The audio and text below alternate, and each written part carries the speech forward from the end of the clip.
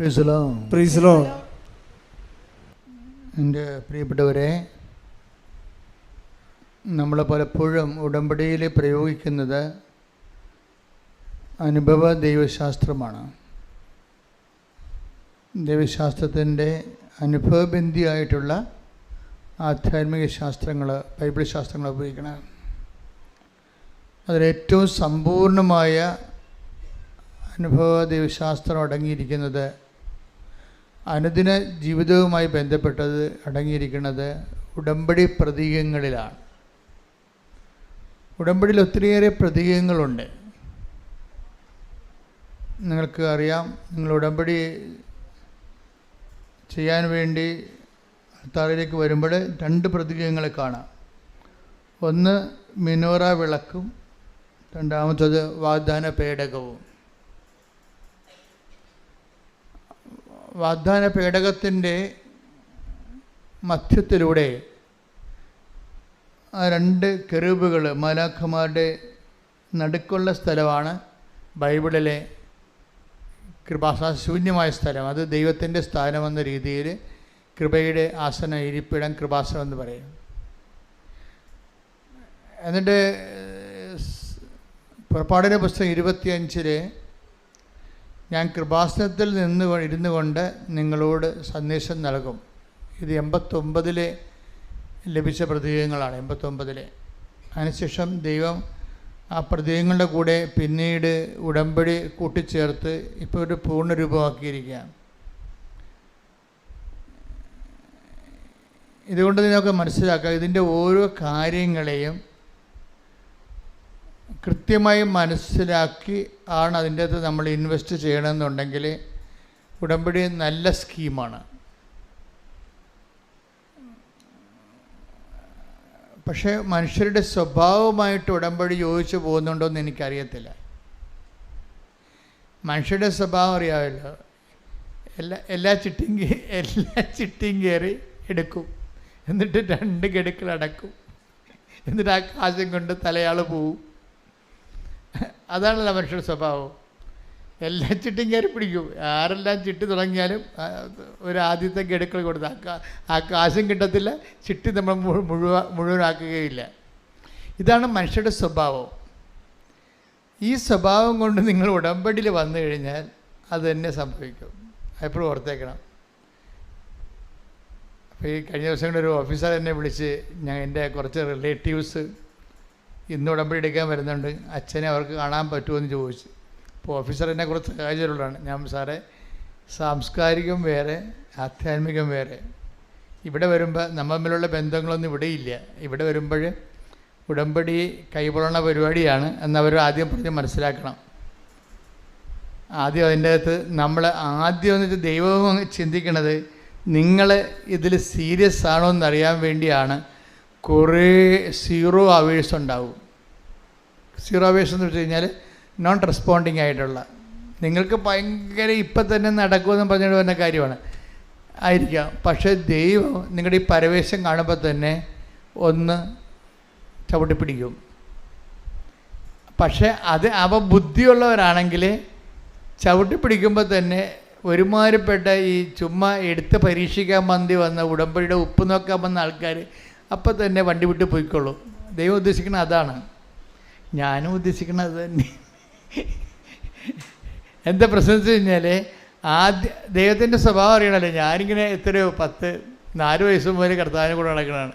ഇപ്പോൾ ഏറെക്കുറെയൊക്കെ എനിക്ക് ദൈവത്തിൻ്റെ സ്വഭാവം ബൈബിളിൽ നിന്നും അറിയാൻ പറ്റും, ആയിരങ്ങളുടെ അനുഭവങ്ങളിൽ നിന്ന് അറിയാൻ പറ്റും, എൻ്റെ സ്വന്തം അനുഭവത്തിൽ നിന്ന് അറിയാൻ പറ്റും. ഇപ്പോൾ ഏറ്റവും വലിയ കാര്യം ദൈവത്തെ അറിയുക തന്നെയാണ്. അല്ല, നിങ്ങൾക്കൊന്നൊരു ഇൻസിഡൻ്റ് ഉണ്ടായി, ഒരു ഈവൻസ് ഉണ്ടായി, അതിൻ്റെ വെളിച്ചത്തിൽ പെട്ടെന്ന് ദൈവത്തെ അറിയാമെന്ന് പറയുന്നത് നടക്കത്തില്ല. ഇതെന്ന് വെച്ച് കഴിഞ്ഞാൽ അതുകൊണ്ടാണ് ഈ ബൈബിള് വായിക്കണം, ബൈബിള് വ്യാഖ്യാനിച്ച് കേൾക്കണമെന്നൊക്കെ പറയണത്. ബൈബിള് വ്യാഖ്യാനിച്ച് കേൾക്കണത് എന്തിനാണ്? ബൈബിളിലൂടെയാണ് ദൈവം ചരിത്രത്തിലൂടെ ഇടപെട്ടിരിക്കുന്നത്. ദൈവം ഓരോ കാലത്ത് ചരിത്രത്തിലൂടെ ഇടപെട്ടിട്ടുണ്ട് ഓരോ വിഷയങ്ങൾക്കും.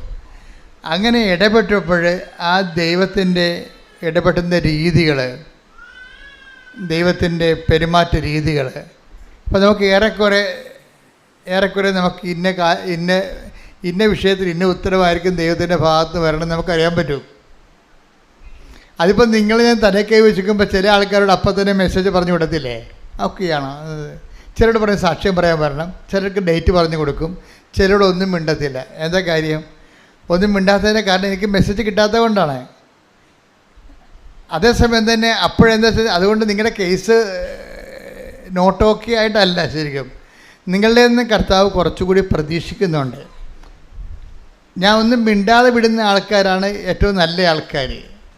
എൻ്റെ ഒരു അനുഭവത്തിൽ ഞാനൊന്നും മിണ്ടാതെ വിടുന്നത് വെച്ച് കഴിഞ്ഞാൽ അവരെക്കുറിച്ച് അവരുടെ ഇൻവെസ്റ്റ്മെൻറ്റിൽ ദൈവം തൃപ്തനാണ്, പ്രത്യേകിച്ച് മെസ്സേജൊന്നുമില്ല, ആ മരുന്ന് തന്നെ കഴിക്കാൻ പറയും.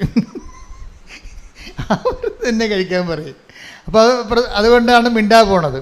ചിലരോട് പറയും നിനക്ക് ഇപ്പോൾ ഞാനൊരു ഇൻസെൻറ്റീവ് തന്നില്ലെങ്കിൽ നീ ഇതിനാലെ ഉടമ്പടി ഉഴപ്പിപ്പോവും.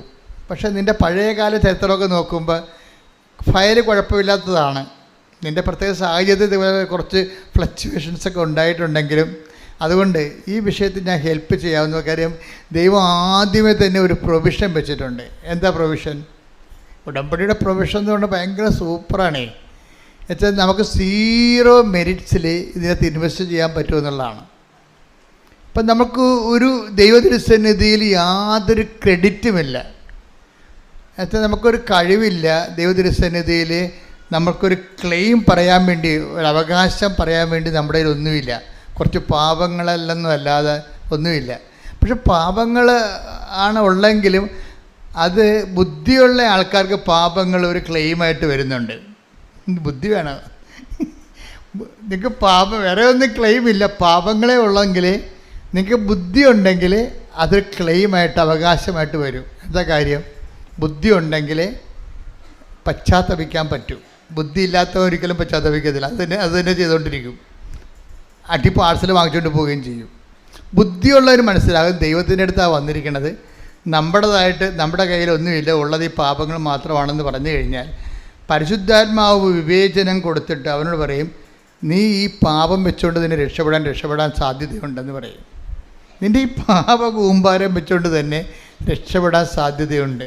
എന്താ കാര്യം?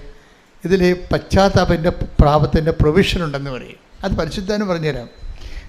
അപ്പോൾ പശ്ചാത്താപം എന്ന് പറയും ഇപ്പം ഈ പാപത്തെക്കുറിച്ചൊന്നും മോങ്ങിക്കളിക്കണമല്ലേ? അത്ര മോങ്ങൽ കുറേ കണ്ടിട്ടുള്ളതാണ് ദൈവം. അതൊന്നും വിലപ്പോകത്തില്ല. മോങ്ങലെന്ന് പറയുമ്പോൾ ഒരു 1.5 മോങ്ങലായിരിക്കണം. എന്താ കാര്യം? ഈ ചാപ്റ്റർ നീ ക്ലോസ് ചെയ്യണമെന്ന് പറയണം. ഈ പാപത്തിൻ്റെ ചാപ്റ്റർ ഞാൻ നിന്നെ അറിഞ്ഞ് നിൻ്റെ കൂടെ ജീവിക്കാൻ വേണ്ടി ഞാനിത് ക്ലോസ് ചെയ്യണമെന്ന് പറയണം. അക്കൗണ്ട് ക്ലോസ് ചെയ്യണമെന്ന് പറഞ്ഞ് അത് സത്യസന്ധമാണെങ്കിൽ ഇന്ന് ഇവിടെ വെച്ച് കർത്താവ് നിന്നെ ബ്ലെസ് ചെയ്യും. കാര്യം എന്താ കഴിഞ്ഞാൽ നീ പാപത്തിൻ്റെ അക്കൗണ്ട് ക്ലോസ് ചെയ്യും എന്നുള്ളത് ദൈവത്തിന് അറിയാം. അതാണ് വിഷയം. അല്ല നാളെ സംഭവിക്കാൻ പോണതല്ല. നാളെ സംഭവിക്കാൻ പോണ ഇന്നെന്ന പോലെ ദൈവത്തിന് അറിയാം. അപ്പം നീ പാപം വെച്ചാണ് ഇതിൻ്റെ അകത്ത് ഇൻവെസ്റ്റ്മെൻറ്റ് ഒരു നിക്ഷേപം ഇറക്കണമെന്ന് വിചാരിച്ചോ? അതിൽ നീ എന്താ പറയാനുള്ളത്? കർത്താവ് പറഞ്ഞിട്ടുള്ള കാര്യങ്ങൾ എന്താണ്? മേലിൽ പാപം ചെയ്യരുത്. അതാണ് പശ്ചാത്താപം എന്നുകൊണ്ട് വെറുതെ അല്ല, വെറുതെ മോങ്ങിക്കണിക്കണമല്ല. അതിൻ്റെ അകത്ത് കാര്യമുണ്ട്. Take the bed of God. മേലിൽ പാപം ചെയ്യരുത്. ശ്രുതിക്കട്ടെ. ഹല്ലേലൂയ ഹല്ലേലൂയ ഹല്ലേലൂയ ഹല്ലേലൂയ ഹല്ലേലൂയ. യേശുവേ നന്ദി. ഹല്ലേലൂയ ഹല്ലേലൂയ. യേശുവേ ആരാധന ആരാധന ആരാധന. യേശുവേ നന്ദി. ഹല്ലേലൂയ ഹല്ലേലൂയ ഹല്ലേലൂയ. യേശുവേ നന്ദി. ഹല്ലേലൂയ ഹല്ലേലൂയ ഹല്ലേലൂയ. യേശുവേ ആരാധന ആരാധന ആരാധന. ഹല്ലേലൂയ ഹല്ലേലൂയ ഹല്ലേലൂയ ഹല്ലേലൂയ. യോഹന്നാൻ 5:14. യോഹന്നാൻ 5:14. പിന്നീട് യേശു ദേവാലയത്തിൽ വെച്ച് അവനെ കണ്ടപ്പോൾ പറഞ്ഞു ഇതാ നീ സൗഖ്യം പ്രാപിച്ചിരിക്കുന്നു, കൂടുതൽ മോശമായതൊന്നും സംഭവിക്കാതിരിക്കാൻ മേലിൽ പാപം ചെയ്യരുത്. ആരോട് ഐശ്വര്യ പറയണത്? ശ്രുതിക്കട്ടെ. ഹല്ലേലൂയ ഹല്ലേലൂയ ഹല്ലേലൂയ. യേശുവേ നന്ദി. ഹല്ലേലൂയ ഹല്ലേലൂയ ഹല്ലേലൂയ ഹല്ലേലൂയ ഹല്ലേലൂയ. യേശുവേ സ്തുതി. ഹല്ലേലൂയ ഹല്ലേലൂയ ഹല്ലേലൂയ. ആരോടാ പറയണത്?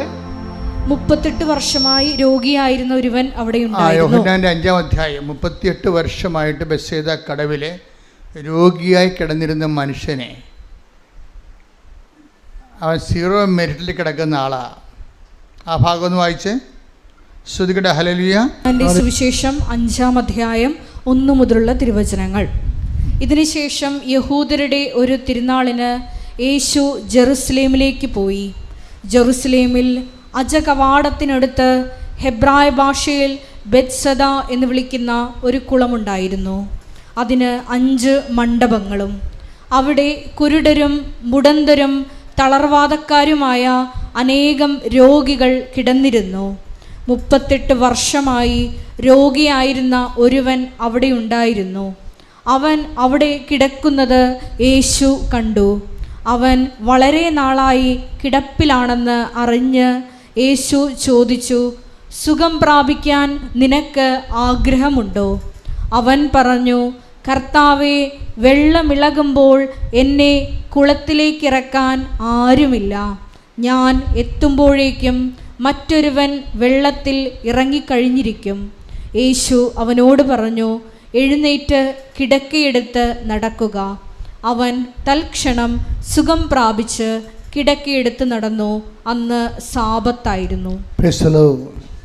അതായത് വളരെയേറെ ചിന്തനീയമായ, ഇപ്പം നമുക്കിപ്പോൾ ഈശോ, ഞാനിത് പഠിച്ചു വന്നതല്ല, നോക്കി വന്നതല്ല, എപ്പോഴും ശുശ്രൂഷയുടെ സമയത്ത് ഈശോ നമുക്ക് വെളിപ്പെടുത്തി തന്ന ഒരു വചനഭാഗമാണ്. ഈ വചനഭാഗത്തു നിന്ന് ആദ്യം കിട്ടിയത് എന്താണ്? ഈ മനുഷ്യനോടാണ് പറയണത്, take the bed of God, നീ സൗഖ്യം പ്രാപിച്ചിരിക്കുന്നു. ഈ തളർവാദ രോഗി സുഖപ്പെട്ടു. പക്ഷെ സുഖപ്പെട്ട ആളോട് എന്താ പറഞ്ഞിരിക്കണത്? മേലിൽ പാപം ചെയ്യരുത്. അപ്പം അതിൽ നമുക്ക് എന്ത് മനസ്സിലാകും? 38 വർഷമായിട്ട് ഇവൻ തളർന്നു കിടന്നതിൻ്റെ കാരണം പാപമായിരുന്നു എന്നുള്ളതല്ലേ എൻ്റെ സൂചന? അതല്ലേ പിടിയില്ലേ? ഈ വാദം പിടിച്ച് കിടക്കാനുള്ള പ്രധാനപ്പെട്ട കാര്യം, ഗതി പിടിക്കാതെ ഇങ്ങനെ കിടന്നതിൻ്റെ കാരണം എന്താണ്? ദൈവത്തിന് ഇടപെടാൻ പറ്റാത്തൊരു സാഹചര്യമാണ്. പക്ഷേ ദൈവത്തിന് ഇടപെടാൻ പറ്റാത്തൊരു സാഹചര്യമാണ്, പാപാവസ്ഥയാണ് ഈ ജീവിതത്തിലുള്ളത്. ചിലപ്പോൾ നിലപാടാകാം, ചിലപ്പോൾ അയാളുടെ തൻപോരിമ മനോഭാവമാകാം. ആരും എനിക്ക് ആവശ്യമില്ല, എനിക്ക് പണമുണ്ട്, എനിക്ക് ആരോഗ്യമുണ്ട്, എനിക്ക് പാർട്ടിയുണ്ട്, എനിക്ക് ആസ്തിയുണ്ട് എന്നൊക്കെ പറഞ്ഞുകൊണ്ട് ബലം പിടിക്കുന്ന ആൾക്കാരില്ലേ, മസിൽ പിടിക്കണ. അങ്ങനെ ഒരു മസിൽ പിടിക്കുന്ന ആളായിരിക്കും ചിലപ്പോൾ ഇയാൾ. ദൈവത്തിന് ആവശ്യമില്ല എന്ന്. അപ്പം അതുകൊണ്ട് എനിക്ക് പള്ളി പോകേണ്ട ആവശ്യമില്ല എന്നൊക്കെ ചില ആൾക്കാർ പറയത്തില്ല. അതുപോലെ എന്തോ ഒരു കക്ഷിയാണ് ഇയാൾ. അപ്പം അതുകൊണ്ട് എന്നാ പറ്റിയെന്ന് വെച്ച് കഴിഞ്ഞാൽ, ഇയാൾ വന്നപ്പോൾ ഇയാളുടെ കുറേ പാപങ്ങളും കുറേ തറച്ചയുമൊക്കെ ആയിട്ട് അങ്ങനെ കിടപ്പാണ്. പക്ഷേ ഇയാൾക്കൊരു കാര്യമുണ്ട്, ഇയാൾ ഈ ഹുങ്കെല്ലാം മാറി പുള്ളി പണ്ട് ചിന്തിച്ചുകൊണ്ടിരുന്നത് എനിക്ക് ഭാര്യയുണ്ട്, മക്കളുണ്ടെന്നൊക്കെയാണ് ചിന്തിച്ചത്. നാട്ടുകാരുണ്ട്, പാർട്ടിക്കാരുണ്ടെന്നൊക്കെ പറഞ്ഞ ആളാണ് ഇയാൾ. പണ്ടിങ്ങനെ അല്ലായിരുന്നു, ഇപ്പോഴാണ് ഇയാളിങ്ങനെ ജീവിതത്തിൽ പരുവപ്പെട്ടത്. ഇയാൾ പണ്ടിങ്ങനെയല്ല, ഇയാൾക്ക് പലരും ഉണ്ട്.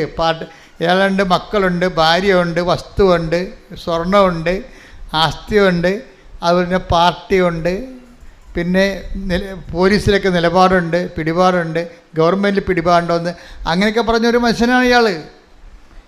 പക്ഷേ ഇയാൾക്ക് ഇപ്പോഴെന്താ പറ്റിയിരിക്കണത്? ഇപ്പം കരിയുമ്പോൾ വരകാൻ ചില പറയാം, എന്താണോ കരിയുമ്പോൾ വരകാൻ? പഴഞ്ചൊല്ലൊക്കെ മറന്നുപോയാ ആൾക്കാരൊക്കെ പറയും, നാട്ടുകാരെ, അതെ, കരിയുമ്പോൾ വരകാൻ കയ്യിൽ മാത്രമേ ഉണ്ടാകും. നീ കേട്ടിട്ടില്ലല്ലേ? കയ്യിൽ കണ്ടിട്ടുണ്ടോ? ഭാഗ്യം. അപ്പോൾ എന്താ പ്രശ്നം? ഞാൻ കരിയുമ്പോൾ വരകാൻ ശരിക്കും ഞാൻ കയ്യിലും കാണത്തില്ല. ചിലപ്പോൾ കയ്യിലും കരിഞ്ഞു പോകും. കർത്താവ് മാത്രമേ ഉണ്ടാകത്തുള്ളൂ. ഇതാദ്യമേ അംഗീകരിച്ച പ്രശ്നമില്ല പക്ഷേ ഇയാൾ ഇപ്പോഴാണ് അംഗീകരിക്കുന്നത് നിലപാടിൻ്റെ കണ്ട. അപ്പോൾ എന്താ പറയുന്നത്? വെള്ളം ഇളകുമ്പോൾ, അതായത് ബെത്സൈദ കുളമാണ്. എല്ലാ കാലങ്ങളിലും ഈ കുളത്തിൽ റാഫേൽ മാലാഖ ഇറങ്ങി വെള്ളം കിളക്കണ ഒരു ദിവസമുണ്ട്.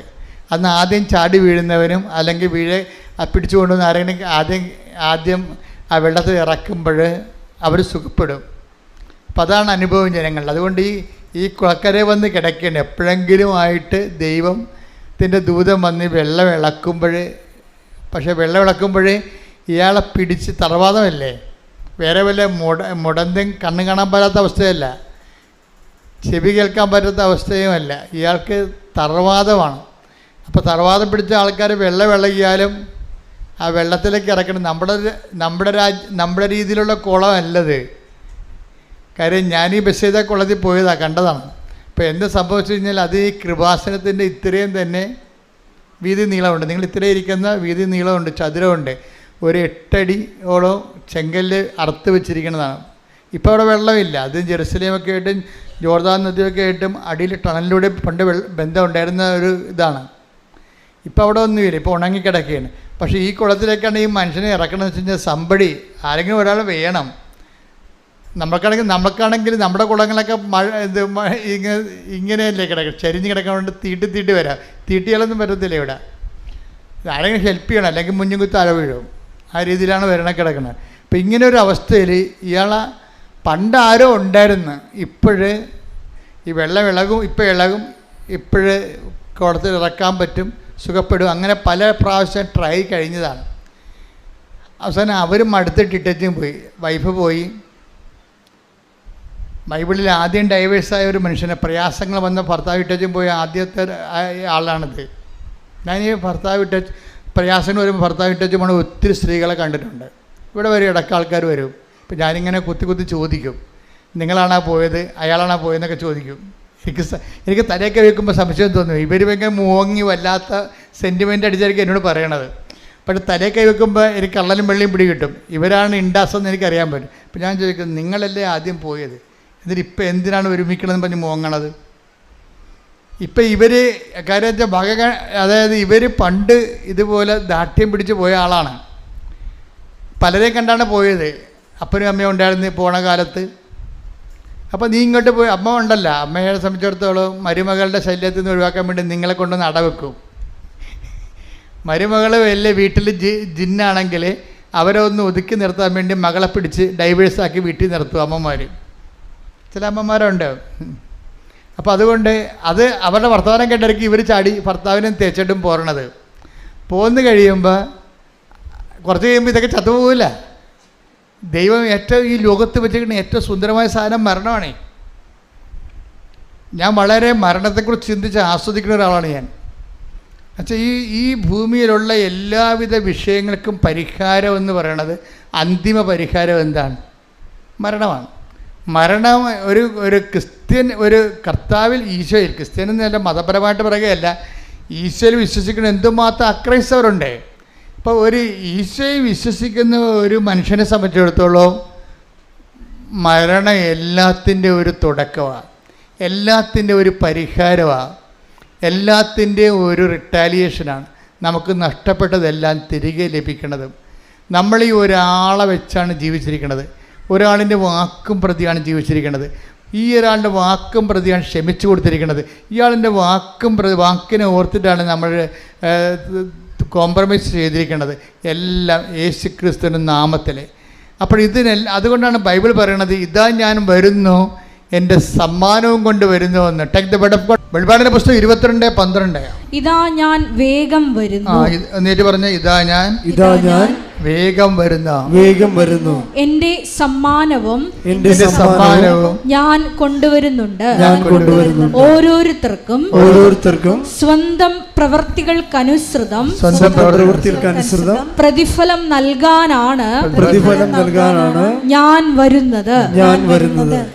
അപ്പോൾ ഇതിൻ്റെ വിഷയം എന്ന് പറയുന്നത്, നമ്മൾ ഈ ലോകത്ത് ജീവിക്കുമ്പോൾ പലപ്പോഴും പല കാര്യങ്ങൾക്കും നമ്മൾ പ്രക്ഷുബ്ധരാണ്. എന്താണ്? നമ്മളോട് അനീതി കാണിച്ചു, അല്ലേ? അങ്ങനെ പറയുന്നവരുണ്ട്. എന്നോട് അനീതി കാണിച്ചു എന്ന് പറയുന്നവർ ഒത്തിരി പേരുണ്ട്. ചിലക്ക് എന്നോട് പറയും, എൻ്റെ അച്ഛൻ ഞാൻ പള്ളിക്കറുത്തില്ല, എനിക്ക് ജോലി കിട്ടേണ്ടതായിരുന്നു, എനിക്ക് ജോലി തന്നില്ലെന്ന് പറയും, സഭയിൽ നിന്ന് ജോലി കിട്ടിയില്ലെന്ന് പറയും. അപ്പം അങ്ങനെ ഓരോരുത്തർക്കും ഓരോ തരത്തിലുള്ള കാര്യം. എല്ലാവരും ഒപ്പിച്ച് സഭയ്ക്കും ജീവിക്കാൻ പറ്റത്തില്ല. കുടുംബത്തിൽ പോലും എല്ലാ മക്കളെയും ഒപ്പിച്ച് മാതാപിതാക്കന്മാർക്ക് ജീവിക്കാൻ പറ്റണില്ലല്ലോ. പായ്ക്കണ്ട ഇല്ല. എല്ലാ മക്കളെയും ഒപ്പിച്ച് കുടുംബത്തിലുള്ള അപ്പനും അമ്മക്കും ജീവിക്കാൻ പറ്റുന്നുണ്ടോ? ഇല്ല. ക്ലിയർ അല്ലേ? അപ്പോൾ എപ്പോഴായാലും എവിടെ നിന്നായാലും നമുക്ക് ഇങ്ങോട്ട് കിട്ടാനുള്ള കുറേ കേസുകളുണ്ടാവും. പക്ഷേ ഇങ്ങോട്ട് കിട്ടാനുള്ള കേസിലാണ് ഈ വിഷയം സെറ്റ് ചെയ്യണത്. ഇതെന്താ കാര്യം? ഇവർക്കാണ് നമ്മൾ ദൈവം റിട്ടാലിയേറ്റ്, ദൈവത്തിൻ്റെ നീതി, ദൈവം നീതിമാനാണെന്ന് പറയുന്നത് എന്താ കാര്യം? അതായത് ബൈബിള് മനുഷ്യന്മാരെ എല്ലാം പഠിച്ചിട്ട്, അവൻ്റെ ഇഹവും പരവും പഠിച്ചിട്ട്, അവൻ്റെ ഭൂതവും വർത്തമാനവും ഭാവിയും പഠിച്ചിട്ട്, അവൻ്റെ പ്രകൃതി പഠിച്ചിട്ട്, അവൻ്റെ മനസ്സിൻ്റെ ഘടനയും പെരുമാറ്റശീലങ്ങളും അതിൻ്റെ കാലാവസ്ഥ ഭേദങ്ങളും എല്ലാം പഠിച്ചിട്ടാണ് ബൈബിള് വിവേചനം നൽകിയിട്ട് നിർദ്ധാരണം നൽകുന്നത്. ചില കാര്യങ്ങൾക്ക് ഇവിടെ വെച്ച് സെറ്റിൽമെൻ്റ് ഇല്ലെന്നാണ്. കറക്റ്റല്ലേ? ചില കാര്യങ്ങൾക്ക് സെറ്റിൽമെൻ്റ് ഇല്ല. അതുകൊണ്ട് നിങ്ങൾ അങ്ങോട്ടും ഇങ്ങോട്ടും ഓവറായിട്ട് വഴക്കിട്ടിട്ട് കാര്യമില്ല. വഴക്കിട്ട് സ്നേഹം പിടിച്ചു പറ്റാൻ പറ്റുമോ? ഒരിക്കലും പറ്റത്തില്ല. നിങ്ങൾ ഓരോരോ കാര്യം നിങ്ങളിപ്പോൾ ഭർത്താവിനോട് പറയും, അല്ലെങ്കിൽ ഭാര്യയോട് പറയും, ഏട്ടോ മനുഷ്യ നിങ്ങൾ പഴയതൊക്കെ മറന്നു പോയല്ലേ, നിങ്ങൾ ഇന്ന അവസ്ഥ കിടന്നപ്പോൾ ഞാനേ ഉണ്ടായിരുന്നുള്ളൂ, ഈ നാട്ടുകാർ പറയുന്ന ആൾക്കാർ കേമന്മാരും ഇല്ലായിരുന്നു, അതൊക്കെ പറയും. ഒരു കാര്യമില്ല, മിണ്ടാതിരിക്കണം നല്ലത്. ഇത് കണ്ടുപിടിച്ചാൽ മതി. അവളുടെ അമ്മ എല്ലാം ഹൃദയത്തിൽ സംഗ്രഹിച്ചു. എന്താണ്? സമ്മാനത്തെക്കുറിച്ച് ബോധമുണ്ട്. ശ്രദ്ധിക്കടാ. ഹല്ലേലൂയ, ഹല്ലേലൂയ, ഹല്ലേലൂയ, ഹല്ലേലൂയ, ഹല്ലേലൂയ. യേശുവേ നന്ദി. ഹല്ലേലൂയ, ഹല്ലേലൂയ, ഹല്ലേലൂയ. യേശുവേ ആരാധന, ആരാധന, ആരാധന. യേശുവേ നന്ദി. മഹത്വം, മഹത്വം, മഹത്വം. ഈശോയുടെ അമ്മ ഈ വിഷയത്തെക്കുറിച്ച് നല്ല ജ്ഞാനമുണ്ട്. അതുകൊണ്ടാണ് പല വിഷയങ്ങൾക്കും ഈശോയുമായിട്ടുള്ള ഇഷ്യൂസ് ഉണ്ടാകുമ്പോഴും അമ്മ എന്തു ചെയ്യും? ഹൃദയത്തിൽ സംഗ്രഹിച്ച് കളയും. എന്ന് വെച്ച് കഴിഞ്ഞാൽ അതിനെക്കുറിച്ച് ഇഷ്യൂ ഡെവലപ്പ് ചെയ്തെടുക്കത്തില്ല. എന്താ കാര്യം? ഇതിനെല്ലാം അപ്പായുടെ പേരിൽ അന്ന് പറഞ്ഞതാണ്. എന്താ പറഞ്ഞത്? ഇതാ കർത്താവിൻ്റെ ദാസി എന്ന് പറഞ്ഞു. അതിന് തെരുവാർത്താവിനായിപ്പോയി.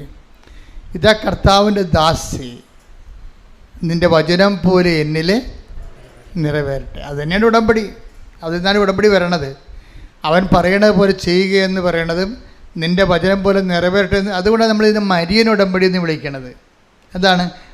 അമ്മയുടെ നിലപാട്, വിഷയങ്ങളോട് ഒരു മരിയൻ നേച്ചറ്, മരിയൻ പെരുമാറ്റ ശൈലി, ഒരു ജീവിത സമീപനമായി സ്വീകരിക്കുന്നവരാണ് ഉടമ്പടി എടുക്കുന്നവർ.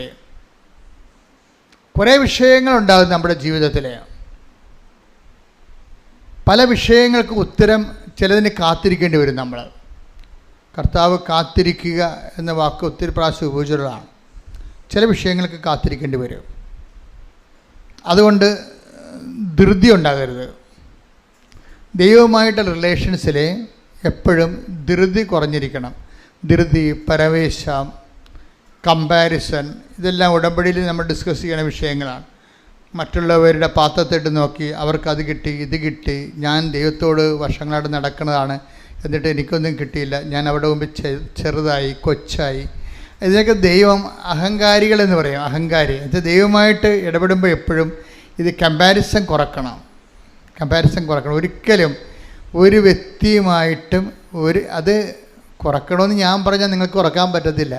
കാര്യം നിങ്ങളുടെ അസ്ഥിക്ക് പിടിച്ചിരിക്കുന്ന സാധനമാണ് അഹങ്കാരം എന്നുള്ളത്. ഞാൻ ഒത്തിരി അഹങ്കാരിയെ ട്രീറ്റ് ചെയ്തിട്ടുണ്ട്, പക്ഷെ പരാജയപ്പെട്ടിട്ടുണ്ട്. ദൈവം എന്നെങ്കിലും അവർക്കൊരു അഭിഷേകം കൊടുക്കണവരെ അവർ അഹങ്കാരത്തെ തുടരുന്ന ഞാൻ കണ്ടിട്ടുണ്ട്. ദൈവം ആന്തരിക ബോധ്യമാണ്. എളിമയെന്ന് പറയണത് ഒരു ready to eat instant breakfast പോലെ നമുക്ക് കിട്ടുന്ന സംഭവമല്ല.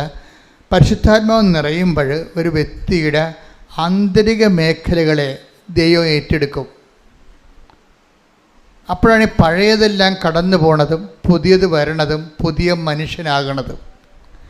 ഉടമ്പടി പലപ്പോഴും നമ്മൾ ശ്രദ്ധിക്കേണ്ടത്, ഉടമ്പടിയിലെ നിയോഗമെന്ന് പറയണത് ശരിക്കും പറഞ്ഞാൽ ഭൗതിക നിയോഗം അതിലുണ്ട്, ഇല്ലെന്നല്ല. പക്ഷേ അതുപോലെ തന്നെയുണ്ട് ആധ്യാത്മിക നിയോഗം. സമ്പൂർണ്ണ ഉടമ്പടിയുടെ ഒരു പ്രയോക്താവാകണമെങ്കിൽ ഇപ്പോൾ ആധ്യാത്മിക നിയോഗം കൂടി. ആധ്യാത്മിക നിയോഗം എന്ന് പറയുന്നത് പരിശുദ്ധാത്മാവിന് നമ്മളിലെ ശാന്തമായിട്ട് പ്രവർത്തിക്കാൻ പറ്റിയ. പരിശുദ്ധാത്മാവിൻ്റെ പ്രത്യേകത എന്ന് പറഞ്ഞാൽ ഇടിച്ചു തള്ളി കയറി ബലപ്രയോഗം നടക്കത്തില്ല. മറിച്ച് ശാന്തതയുടെ ആത്മാവും അതുപോലെ തന്നെ സംയമനത്തിൻ്റെ ആത്മാവാണ്. അത് വെയിറ്റ് ചെയ്ത് നമ്മൾ പരുവപ്പെടുന്നവരെ പരിശുദ്ധാത്മാവ് പുറത്ത് നിൽക്കും. അല്ലെങ്കിൽ അതിൻ്റെ പുൾസിങ് ആയിട്ടുള്ള പ്രവർത്തനങ്ങളിലേക്ക് വരത്തില്ല. പരിശുദ്ധാത്മാവിന് പലതരത്തിലുള്ള ഘടകപ്രവർത്തനങ്ങളുണ്ട്. ഇപ്പോൾ നമ്മൾക്ക് ഈ അനുഭവിക്കണമെന്നൊക്കെ പറയുന്നത് അതിൻ്റെ ABCD പ്രൈമറി ആയിട്ടുള്ള ഇടപെടലുകളാണ് പരിശുദ്ധാത്മാവിൽ നമ്മൾ അനുഭവിക്കുന്നത്. പരിശുദ്ധാത്മാവിൻ്റെ ഹൈസ്കൂളിംഗ് ഉണ്ട്, അതുപോലെ പരിശുദ്ധാത്മാവിൻ്റെ കോളേജിംഗ് ഉണ്ട്, പിന്നെ പ്രൊഫഷണൽ കോളേജിംഗ് ഉണ്ട്. സെക്ഷൻസ് ഇങ്ങനെ വ്യത്യാസമുണ്ട് പരിശുദ്ധാത്മാവിൻ്റെ. അപ്പോൾ ഇപ്പോൾ നമ്മൾ ഓരോ സമയവും ദൈവത്തിന് വേണ്ടി ദൈവത്തിൻ്റെ തിരുമനസ്സിനെ സന്തോഷിക്കുന്നതനുസരിച്ച് ദൈവത്തിൻ്റെ സമർപ്പിക്കുമ്പോൾ സന്തോഷം ഉണ്ടാകും. സമർപ്പിക്കുമ്പോഴേ സന്തോഷം ഉണ്ടാകണം. കാര്യം സമർപ്പിപ്പോൾ ഒരു കുഞ്ഞിനെ നിങ്ങളുടെ ഒരു കുഞ്ഞ് നിങ്ങളുടെ കുഞ്ഞിനെ ഇപ്പോൾ ഇപ്പോൾ നിങ്ങൾ ഗർഭിണിയാണ്, കുഞ്ഞിന് ഹൃദയത്തിന് ഹോളുണ്ടെന്ന് ഡോക്ടർ പറയുന്നു, ഓട്ടിസം ഉണ്ടെന്ന് ഡോക്ടർ പറയുന്നു. അപ്പോൾ ഒന്നേ ടെർമിനേറ്റ് ചെയ്ത് കളയണമെന്ന് നിങ്ങൾ പറയും, ഡോക്ടർ പറയും ചിലപ്പോൾ.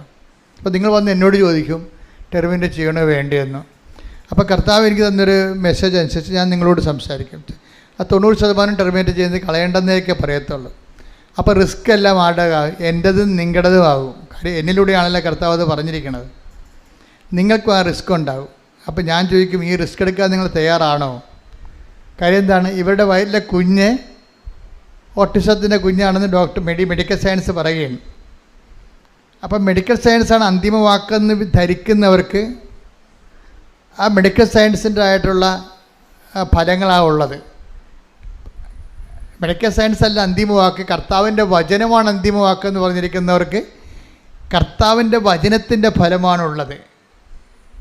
അതാണ് ബൈബിളിൻ്റെ ഒരു രീതി. അതാണ് പ്രവാചകനെ പ്രവാചകനെന്ന് വിളിക്കുന്നവർക്ക് പ്രവാചകന്റെ പ്രതിഫലം. മത്തായിയുടെ സുവിശേഷം 10-41 വാക്യം. പ്രവാചകനെ പ്രവാചകനായി സ്വീകരിക്കുന്നവന്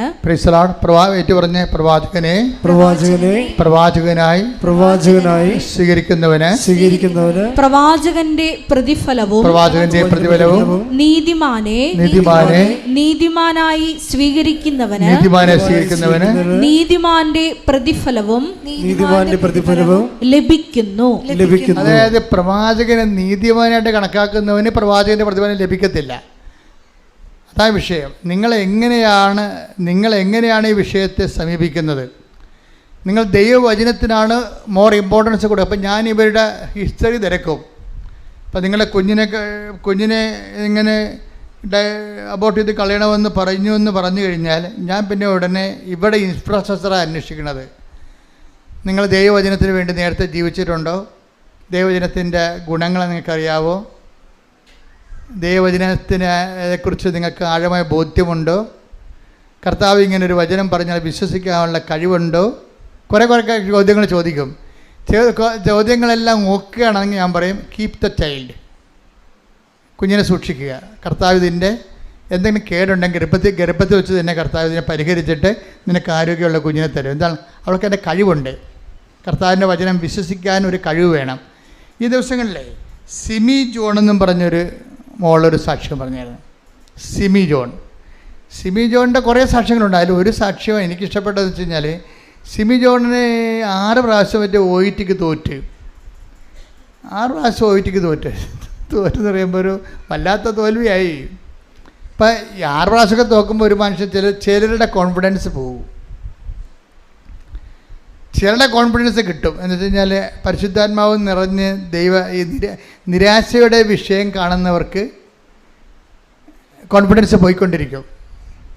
അല്ല, ഇത്രയും 6 പ്രാവശ്യം തോറ്റതല്ലേ, അത് തന്നെയാണ് എൻ്റെ ജയം എന്ന് പറഞ്ഞുകൊണ്ട് എന്നെ കർത്താവ് ഞാനൊരു ബിലോ ആവറേജ് സ്റ്റുഡൻ്റാണ്, എന്നെ ഇവിടം വരെ എത്തിച്ചില്ലേ, എൻ്റെ റിസൾട്ടിൽ മാറ്റമുണ്ടല്ലോ, പോസിറ്റീവായിട്ട് ചേഞ്ച് ഉണ്ടല്ലോ, അപ്പോൾ 7ാമത്തെ പ്രാവശ്യം ജയിക്കും എന്ന് പരിശുദ്ധാത്മാവ് അവർക്ക് തോന്നിക്കും.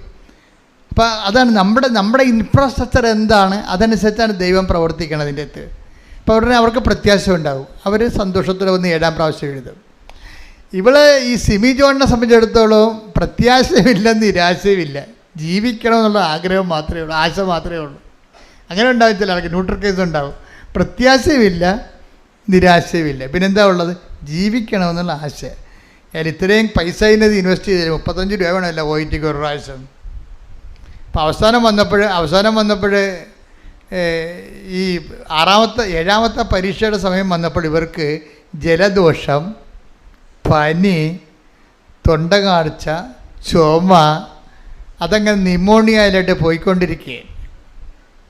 സംസാരിക്കാൻ പോലും പറ്റണില്ല. അപ്പോൾ അവർക്ക് തോന്നി, സിമി ജോൺ നോക്കി, പരീക്ഷ ഒന്ന് എക്സ്റ്റെൻഡ് ചെയ്യാം, കാര്യം ക്ഷീണമാണല്ലോ, രോഗമാണല്ലോ, എക്സ്റ്റെൻഡ് ചെയ്തേക്കാമെന്ന് വിചാരിച്ച്. അപ്പോൾ അവർ ഇതിൻ്റെ ഓഫീസിൽ വിളിച്ചു ചോദിച്ചു, എനിക്ക് പാടില്ല, ഞാൻ കിടപ്പാണ്, എനിക്ക് 7ാമത്തെ പരീക്ഷ എഴുതാൻ പറ്റുമെന്ന് തോന്നണില്ല, അപ്പോൾ എനിക്ക് എക്സ്റ്റെൻഡ് ചെയ്ത് തരണമെന്ന് പറയും. ഉടനെ അവർ പറയും, എക്സ്റ്റെൻഡ് ചെയ്യാൻ കുഴപ്പമില്ല, 14,000 രൂപ എക്സ്ട്രാ കെട്ടിവെക്കാൻ പറയും. 10,000 രൂപ കെട്ടിവെക്കണമല്ലോ. അപ്പോൾ എക്സ്റ്റെൻഡ് ചെയ്യണമെന്നുണ്ടെങ്കിൽ 14,000 രൂപ എക്സ്ട്രാ കെട്ടിവെക്കാൻ പറയും. അപ്പോൾ അതോടുകൂടി പറഞ്ഞ് അവൾ ഭയങ്കര പാവപ്പെട്ട പെണ്ണാണ്, അതുകൊണ്ട് അത് പൈസ ഇല്ല. കാര്യം ഇത്രയും എഴുതിയില്ലേ, 35 രൂപ വെച്ച് 6 പ്രാവശ്യം ഓൾറെഡി കൊടുത്തു. ഇപ്പോൾ എക്സ്റ്റെൻഡ് ചെയ്യാൻ വന്നപ്പോൾ വീണ്ടും ആ 35 കൂടെ വേറെ ഒരു 15 എന്ന് പറയുമ്പോൾ 49,000 രൂപ വരും. അപ്പോൾ ആ പൈസ വീട്ടിലില്ല. അപ്പോൾ അവൾ എന്ത് ചെയ്യും? കർത്താവിനോട് പറയാം. അപ്പം അവളെ മാതാവിനോട് ഈ 6 പ്രാവശ്യം തോറ്റെങ്കിലും ഇപ്പോൾ ഈ കാലത്ത് പുതിയ കാലം അവസാനമായപ്പോൾ ഉടമ്പടിയൊക്കെ എടുത്ത് മാതാവുമായിട്ട് ഒരു ഡയലോഗിങ് കണ്ടീഷനിലൊക്കെ ആയിട്ടുണ്ട് ആൾ. അപ്പോൾ മാതാവിനോട് പറയും, അമ്മേ കാശില്ലല്ലോ, എനിക്ക് എഴുതാനും പറ്റത്തില്ല, എനിക്ക് കാശ്. ഉടമ്പടിക്കുള്ളൊരു ഗുണമെന്ന് പറയുന്നത് സെൽഫ് ഡയലോഗ് ഭയങ്കരമായിട്ട്. ഉടമ്പടിയുടെ ഒരു ഗുണം അതാണ്. ബയലാട്ടർ ഉടമ്പടിയല്ലേ. ഉടമ്പടി എന്ന് പറഞ്ഞാൽ എന്താണ്? ബയലാട്ടർ എഗ്രിമെൻ്റ് അല്ലേ. അപ്പോൾ അമ്മയുടെ മധ്യസ്ഥത്തിലല്ലേ. അപ്പോൾ ഉടമ്പടി വിഷയത്തിന് മേലെ എന്തെങ്കിലും പ്രശ്നമുണ്ടെങ്കിൽ നമുക്ക് നേരിട്ട് അമ്മയോട് സംസാരിക്കാം. ഒരു ഗ്രൗണ്ടുണ്ട്, ഗ്രിപ്പുണ്ട്. ആ ഉടമ്പടിയുടെ ഏറ്റവും വലിയ ഗുണം അതാണ്. ദൈവസ്നേഹമുള്ള കുഞ്ഞുങ്ങൾക്ക് ഇത് ഭയങ്കര സൂപ്പറാണ്. എന്താ കാര്യം വെച്ച് കഴിഞ്ഞാൽ അവർ ദൈവമായിട്ട് ഉടമ്പടി ചെയ്തിരിക്കുകയാണ്. ഉടമ്പടി പ്രകാരം ഒരു പ്രേക്ഷിത പ്രവർത്തനം ചെയ്യുന്നുണ്ട്. ഉടമ്പടി പ്രകാരം അവർ ഉപവി പ്രവർത്തനങ്ങൾ ചെയ്യുന്നുണ്ട്, പ്രാർത്ഥനാ ജീവിതം നയിക്കുന്നുണ്ട്, വിശുദ്ധ ജീവിതം നയിക്കുന്നുണ്ട്. പക്ഷേ അവർക്ക് കഴിവില്ല, കപ്പാസിറ്റി ഇല്ല, മെരിറ്റില്ല. പക്ഷേ ഇപ്പം എന്നാ പറ്റി? പണ്ടേ മെരിറ്റില്ല, ഇപ്പം രോഗിയുമായി. അപ്പോൾ അവർക്ക് എഴുതാനും പറ്റുന്നില്ല. അമ്മയോട് ചോദിക്കും, അമ്മേ എനിക്ക് എഴുതാൻ പറ്റത്തില്ല, അതിനുള്ള ആവതില്ല, പക്ഷേ പൈസ എക്സ്റ്റെൻഡ് ചെയ്യാനും പറ്റത്തില്ല, കാരണം വീട്ടിലില്ല. അപ്പോൾ ഞാൻ എന്ത് ചെയ്യുമെന്ന് പറയും. ഞാൻ എന്ത് ചെയ്യും കേടാ. അപ്പം അതായത് ഇവൾ ഉടമ്പടിയിൽ ഉള്ളത് കൊണ്ടും ഉടമ്പടി അവൾ സത്യമായിട്ട് ഉടമ്പടി പാലിക്കുന്നത് കൊണ്ടും അവൾക്ക് കമ്മ്യൂണിക്കബിളാണ്, ദൈവമായിട്ട് കമ്മ്യൂണിക്കേറ്റ് ചെയ്യാൻ പറ്റുന്നുണ്ട്. ഉടമ്പടിയുടെ ഏറ്റവും വലിയ വിജയമെന്ന് പറയുന്നത് മറ്റ് പ്രാർത്ഥനാ രീതികളിൽ നിന്ന് ഒന്ന് കമ്മ്യൂണിക്കേഷനാണ്, ഡയലോഗാണ്. ദൈവമായിട്ടൊക്കെ സംസാരിക്കാൻ പറ്റും. അപ്പോൾ അമ്മ അവളോട് പറഞ്ഞു, tech the bed of God എന്ന് പറഞ്ഞു. ഞാൻ പറയണ പോലെ പറഞ്ഞു, നീ വേദന എടുത്ത് നോക്കാൻ പറഞ്ഞു. നീ എന്ത് ചെയ്യുക? എൻ്റെ 14,000 രൂപ എക്സ്ട്രാ അടക്കാനില്ല, പരീക്ഷ എഴുതാനുള്ള ആരോഗ്യമില്ല, ബോലക്കേടായിട്ട് കിടക്കുകയാണ്, ശ്വാസം മുട്ടിയിരിക്കുകയാണ്, സംസാരിക്കാൻ പറ്റണില്ല, ശബ്ദം പുറത്തു വരുന്നില്ല, എനിക്കെന്ത് ചെയ്യാൻ പറ്റും? സ്പീക്കിംഗ് ഉണ്ടല്ലോ. അപ്പോൾ ഇവിടെ തൊണ്ടയ്ക്ക് നീര് കെട്ടിയിട്ട് മിണ്ടാൻ പറ്റാത്ത ആൾ എന്ത് സ്പീക്ക് ചെയ്യാനാണ്? അപ്പോൾ അത് നടക്കാത്തത് കൊണ്ടാണ് ഇവൾ എക്സ്റ്റെൻഡ് ചെയ്യാൻ പറയണത്. അപ്പോൾ അമ്മയോട് ചോദിക്കുമ്പോൾ ഞാൻ എന്ത് ചെയ്യണമെന്ന് ചോദിക്കും. അമ്മയോട് ചോദിക്കുമ്പോൾ അമ്മ പറയും, വചനമെടുത്ത് നോക്കാൻ പറയും. വചനമെടുത്ത് നോക്കിയപ്പോൾ വചനമെടുത്ത് തുറക്കുകയും ഇവൾക്ക് കിട്ടിയത് ഐസയ 58:11 കിട്ടും. ശ്രുതിക്കട്ടെ, ഹല്ലേലൂയ. യെശയ്യാ 58:11. 58:11 യെശയ്യാ. കർത്താവ് നിന്നെ നിരന്തരം നയിക്കും. പറഞ്ഞ കർത്താവ് നിന്നെ നിരന്തരം നയിക്കും. അതാണ് സംഭവം. ഇവക്ക് പാടില്ല, കാശില്ല, സംസാരിക്കാൻ പറ്റണില്ല, രോഗമാണ്, കിടപ്പിലാണ്. ഇവളെ പിടിച്ച് നയിക്കേണ്ടി വരും ഇനി. അപ്പോൾ എന്താ അമ്മ പറയണത്? കർത്താവ് നിന്നെ പറഞ്ഞേ, കർത്താവ് നിന്നെ നിരന്തരം നയിക്കും. മരുഭൂമിയിലും നിനക്ക് സമൃദ്ധി നൽകും. മരുഭൂമി എന്ന് പറഞ്ഞാൽ നോബടി, തണലില്ല, ഒരു മരം പോലും ഇല്ല. അപ്പോഴങ്ങനെയുള്ള സ്ഥലത്ത് മരുഭൂമി വിജനമായൊരു സ്ഥലമാണ്, ആരും സഹായിക്കുന്നില്ല. അപ്പോൾ മരുഭൂമിയിലും വിജനമായ സ്ഥലത്തും എന്താണ്? നിനക്ക് സമൃദ്ധി നൽകും. അതെ, നിന്റെ അസ്ഥികളെ ബലപ്പെടുത്തും. നനച്ചു വളർത്തിയ പൂന്തോട്ടവും വറ്റാത്ത നീരുറവയും പോലെ ആകും നീ. ഇത് വചനം കേൾക്കുമ്പോഴേ ഈ സിമി ജോണിന് പ്രത്യേകിച്ച് അനോയിൻറ്റഡ് ആവും, പെട്ടെന്ന് അനോയിൻറ്റഡ് ആവും. അതാണ് ഈ വചനത്തിന് ഈ റീഡിങ് അനോയിൻമെൻ്റ് എന്ന സംഭവമുണ്ട്. നിങ്ങൾ ചുമ്മാ പേപ്പർ വായിക്കണ പോലെയും മണക്കുമാസ പുസ്തകം വായിക്കണ പോലെയും വചനം വായിച്ചിട്ടാണ് റീഡിങ് അനോയിൻമെൻ്റ് എന്ന് പറഞ്ഞ പവർ. കാര്യം ഇത് ഹൈ ടെമ്പർ ഹോളി സ്പിരിറ്റിലാണ് വചനം എഴുതിയിരിക്കുന്നത്. ഇതിൽ വായിക്കുമ്പോൾ തന്നെ ആ നമ്മുടെ ഫോർമാറ്റ്, പരിശുദ്ധാത്മാവിൻ്റെ ഫോർമാറ്റ് കറക്റ്റാണെങ്കിൽ, അതുകൊണ്ടാണ് ഞാൻ നിങ്ങളോടൊരു വിശുദ്ധ ജീവിതം നയിക്കാൻ ആവശ്യപ്പെട്ടിരിക്കുന്നത്. എന്താ കാര്യം? ഇത് വായിക്കുന്ന സമയത്ത് തന്നെ ഇതിൻ്റെ പവർ നമ്മളിലേക്ക് അടിക്കും. ഇപ്പോൾ സിമി ജോൺ പറയണത്, ഇത്രയും കേട്ടപ്പോൾ ഞാൻ ഓക്കെ ആയി, പെടൽ കണ്ടിച്ചാൽ ഞാൻ എഴുതുമെന്ന് പറഞ്ഞു. അതാണ് വിഷയം. തീരുമാനമായിട്ട് ആരുമില്ല, ഒരു അച്ഛനും ഇല്ല, കൗൺസിലറും ഇല്ല, ആരുമില്ല, കർത്താവ് അവളും മാത്രമേ ഉള്ളൂ. എന്താ ഇത്രയും കേട്ടപ്പോൾ എന്താണ്? മരുഭൂമിയിൽ ഞാൻ നിന്നെ സന്ധിക്കും. പിന്നെ എന്തൊക്കെയാണ് പറയണത്? കുറേ കാര്യം പറയാനുണ്ട്. എന്താണ്? വായിച്ചോളൂ. കർത്താവ് നിന്നെ നിരന്തരം നയിക്കും. കർത്താവ് നിന്നെ നിരന്തരം നയിക്കും. ഇനി നിന്നെ പരീക്ഷ വരെ നിനക്ക് പാടില്ലല്ലോ, നിന്റെ മെറിറ്റ് എല്ലാം പോയി. സംസാരിക്കാൻ സ്പീക്കിങ്ങിനുള്ള ആളിന് സംസാരിക്കാൻ പോയി പറ്റണില്ല. അപ്പോൾ ആ ഒരവസ്ഥയായി. പിന്നെ എന്താണ്? ഇനി നയിക്കണത് ആരായിരിക്കും? കർത്താവ് നിന്നെ പറഞ്ഞേ, കർത്താവ് നിന്നെ നിരന്തരം നയിക്കും. നിരന്തരം കൈയടിക്കട്ടെ, ഹല്ലേലൂയ, ഹല്ലേലൂയ, ഹല്ലേലൂയ, ഹല്ലേലൂയ. യേശുവേ എല്ലാ നന്ദി, ഹല്ലേലൂയ, ഹല്ലേലൂയ. അവസ്ഥകളിലും ഞങ്ങളെ സ്തുതി, ഹല്ലേലൂയ, ഹല്ലേലൂയ. നന്ദി പറയുന്നു. പുതിയ വഴികൾ അപ്പോൾ എപ്പോഴും ഉടമ്പടി എടുത്ത് ഉറങ്ങി ജീവിക്കുന്ന ആൾക്കാർ ശ്രദ്ധിക്കണം കേട്ടോ. നിങ്ങളൊന്ന് ഉണരണം. നിങ്ങളെ കൊണ്ടുവന്ന് ഇടിച്ചു തല്ലി കൊണ്ടുവന്ന് ചെയ്തിരിക്കുന്ന സംഭവമല്ല. ഉടമ്പടി ജീവിത ഫോർമാറ്റിലേക്ക് സത്യസന്ധമായിട്ട് നിങ്ങൾ ഉടമ്പടിയിലേക്ക് ഇറങ്ങി വരുമ്പോൾ ദൈവം ആരാണെന്ന് നിങ്ങൾ അറിയും. ഇപ്പോൾ ഇവരോട് എന്താ പറഞ്ഞിരിക്കണത്? ഇനി നീ പോകുന്നത് നിൻ്റെ എക്സ്പെൻസിലല്ല, എൻ്റെ എക്സ്പെൻസിലാണ്. നിന്നെ കൈപിടിച്ച് ഞാൻ നിരന്തരം നയിക്കും. നിന്നെ കൈപിടിച്ച് ഞാൻ നിരന്തരം നയിക്കും എന്ന് വെച്ച് കഴിഞ്ഞാൽ നീ ജയിച്ച് തിരിച്ച് ജോലി കിട്ടുന്നവരെ ഞാൻ നിന്നെ നയിച്ചുകൊണ്ട്. നിരന്തരം എന്ന് പറഞ്ഞിരിക്കണതേ ഭയങ്കരമാണ് ശരിക്കും പറഞ്ഞാൽ. അതുകൊണ്ട് ദൈവത്തിൻ്റെ ഒരു കൂറ് വഴി നടത്തൽ നിങ്ങൾക്ക് അവകാശമാക്കാനുള്ള യോഗ്യതയുണ്ട്. പക്ഷേ അവകാശമാക്കാനുള്ള പരിശ്രമം നിങ്ങളുടെ ഭാഗത്ത് നിന്ന് ഉണ്ടാകണം. ടെക്നിക്കലായിട്ട് ഗിമ്മിക്കുകൾ കാണിച്ചാലും ദൈവം വഴിപ്പെടത്തില്ല. എന്നാൽ പത്രം കൊടുക്കണം. ശരി, പത്രം കൊടുത്തേക്കാം. എത്ര ഉണ്ട്? 18. 18 പേർക്ക് കൊടുക്കുക. തീർന്ന്. പിന്നെന്താ പറഞ്ഞ അച്ഛൻ എന്താ പറഞ്ഞത്? അച്ഛൻ പറഞ്ഞ കാരുണ്യം പറഞ്ഞു. ശരി, ഇത് വർക്കൗട്ട് ചെയ്തില്ല. മര്യാദയ്ക്ക് ദൈവത്തോടാണ് ഈ ഉടമ്പടി ചെയ്തിരിക്കണത്. ദൈവം എന്നെ തൻ്റെ കൂടെ ജീവിക്കാൻ വേണ്ടി വിളിച്ചിരിക്കുകയാണ്.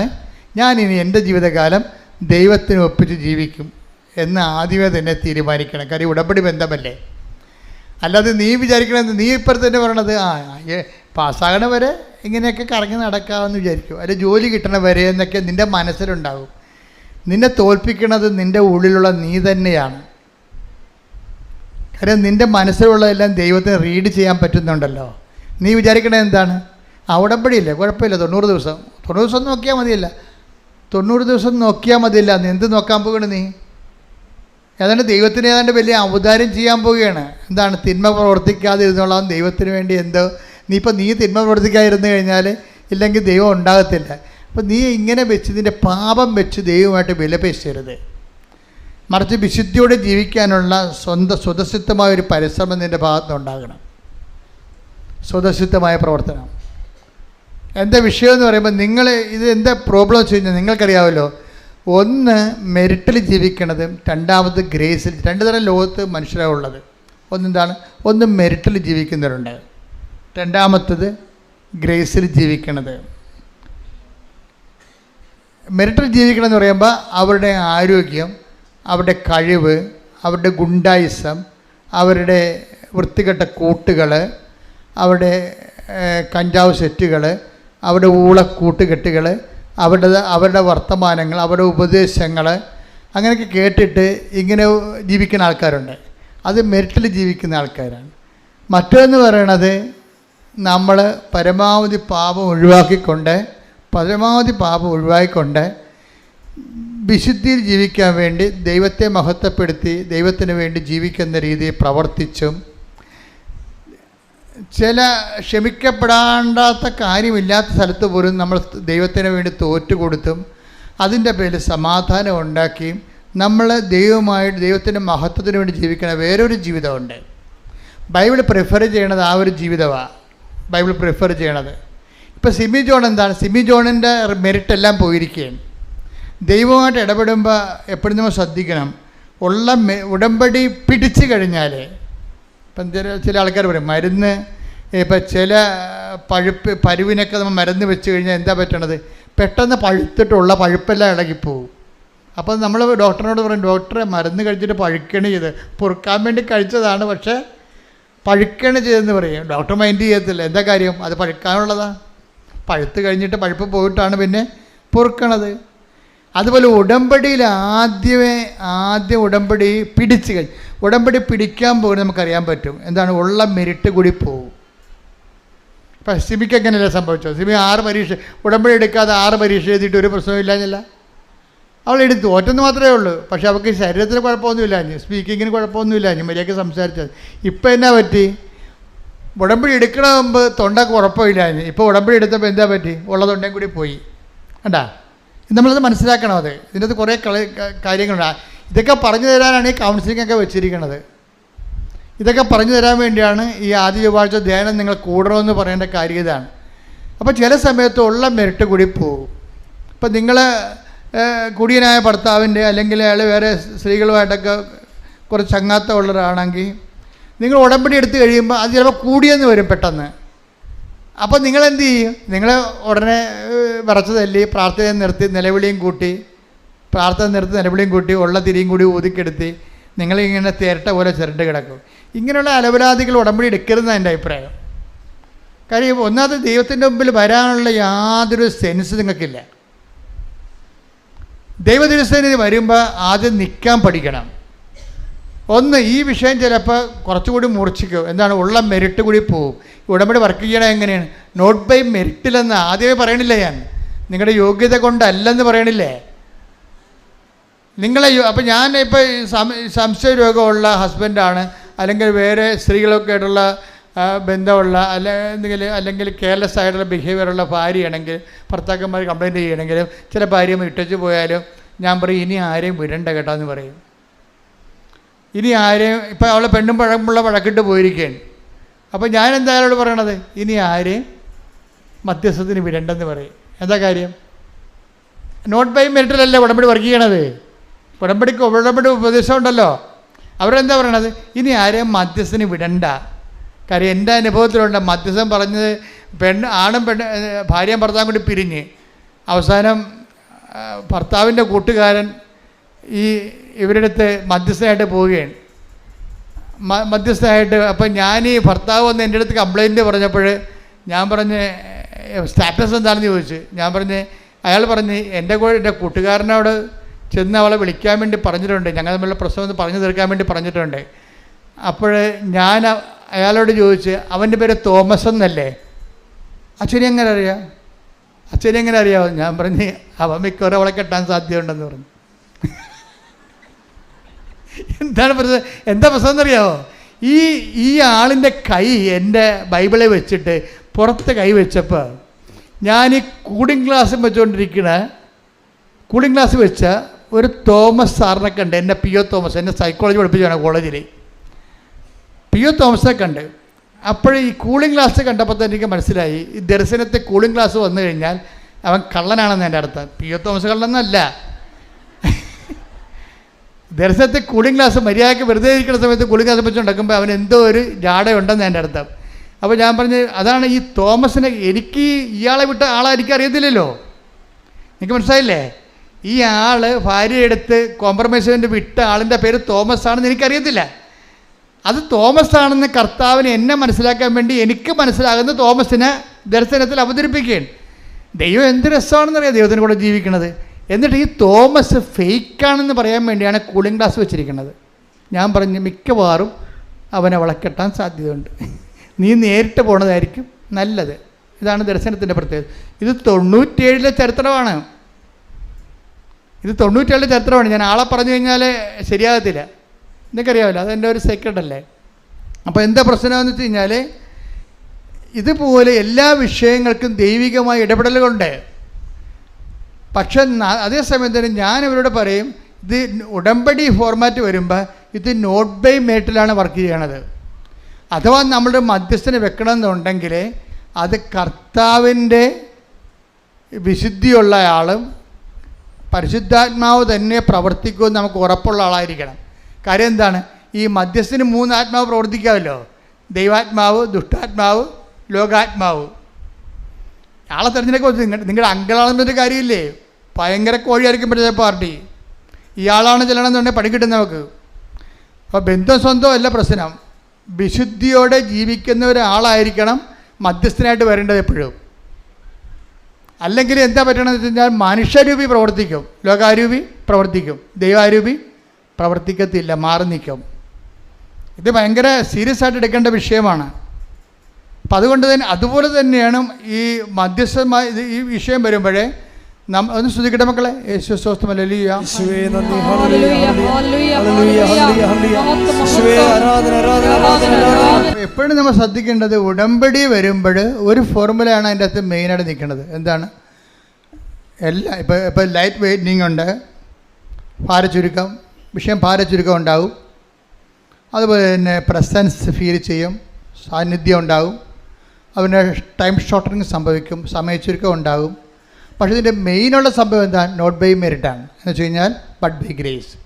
നിൻ്റെ കഴിവല്ല, ദൈവത്തിൻ്റെ കൃപയെന്നുള്ളത്. അതുകൊണ്ട് നമ്മളെന്താ ചെയ്യണം? ഉടമ്പടിയുടെ ട്രീറ്റ്മെൻറ്റ് എന്താ? കഴിവ് കുറച്ചിട്ട് കൃപ വർദ്ധിപ്പിക്കാൻ വേണ്ടി നമ്മൾ പുതിയ ടോണിക്കുകൾ കഴിച്ചുകൊണ്ടിരിക്കും. പിടിയിട്ടില്ലേ? ഇവിടെ ചെയ്യണതാണ് കഴിവ് കുറക്കുക. എന്ന് വെച്ച് കഴിഞ്ഞാൽ വീട്ടുകാർ, സ്വന്തപ്പെട്ടവർ, സഹോദരങ്ങൾ, ഇങ്ങനെ കുറേ ആൾക്കാർ നമ്മുടെ കഴിവില്ലേ അത് കുറച്ചിട്ട് ദൈവത്തിൻ്റെ കഴിവ് പ്രവർത്തിക്കാൻ പറ്റുന്ന രീതിയിൽ റീഫോർമാറ്റ് ചെയ്യണതാണ് ഉടമ്പടി കൗൺസിലിങ്. അപ്പം അതൊക്കെ ചിലപ്പോൾ സെക്കൻഡ് കൊണ്ട് തീരും പരിപാടി. ആൾക്കാരെ വരുമ്പോൾ ജസ്റ്റ് പറഞ്ഞ് കാര്യങ്ങൾ കേൾക്കുമ്പോൾ തന്നെ വിവേചനമൊക്കെ ആവും. അപ്പം തന്നെ ചിലപ്പോൾ റെഡിമെയ്ഡ് ആൻസർ പറയും, ചാപ്റ്റർ ക്ലോസ് ചെയ്യും. കാര്യം എന്തുമാത്രം ആൾക്കാർ ഉടമ്പടി എടുക്കണത്.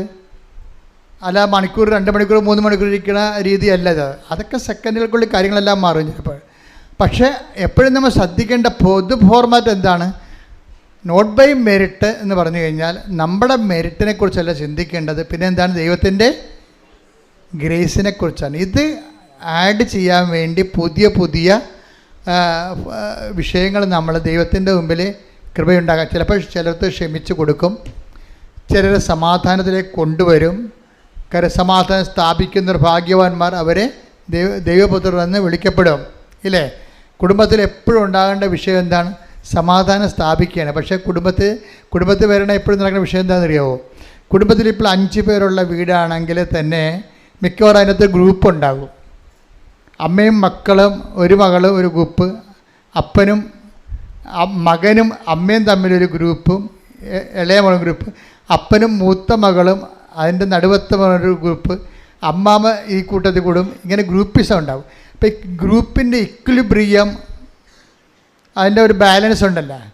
ഈ ബാലൻസ് സൂക്ഷിക്കാൻ വേണ്ടി നിങ്ങൾ പലപ്പോഴും നിങ്ങളുടെ ഗ്രൂപ്പിൽ പെട്ടിരിക്കുന്ന അപ്പനോ അമ്മയോ പറയുന്ന, മകളോ പറയുന്ന കാര്യം തെറ്റാണെങ്കിലും നിങ്ങൾ ചാരിക്കൊടുക്കും.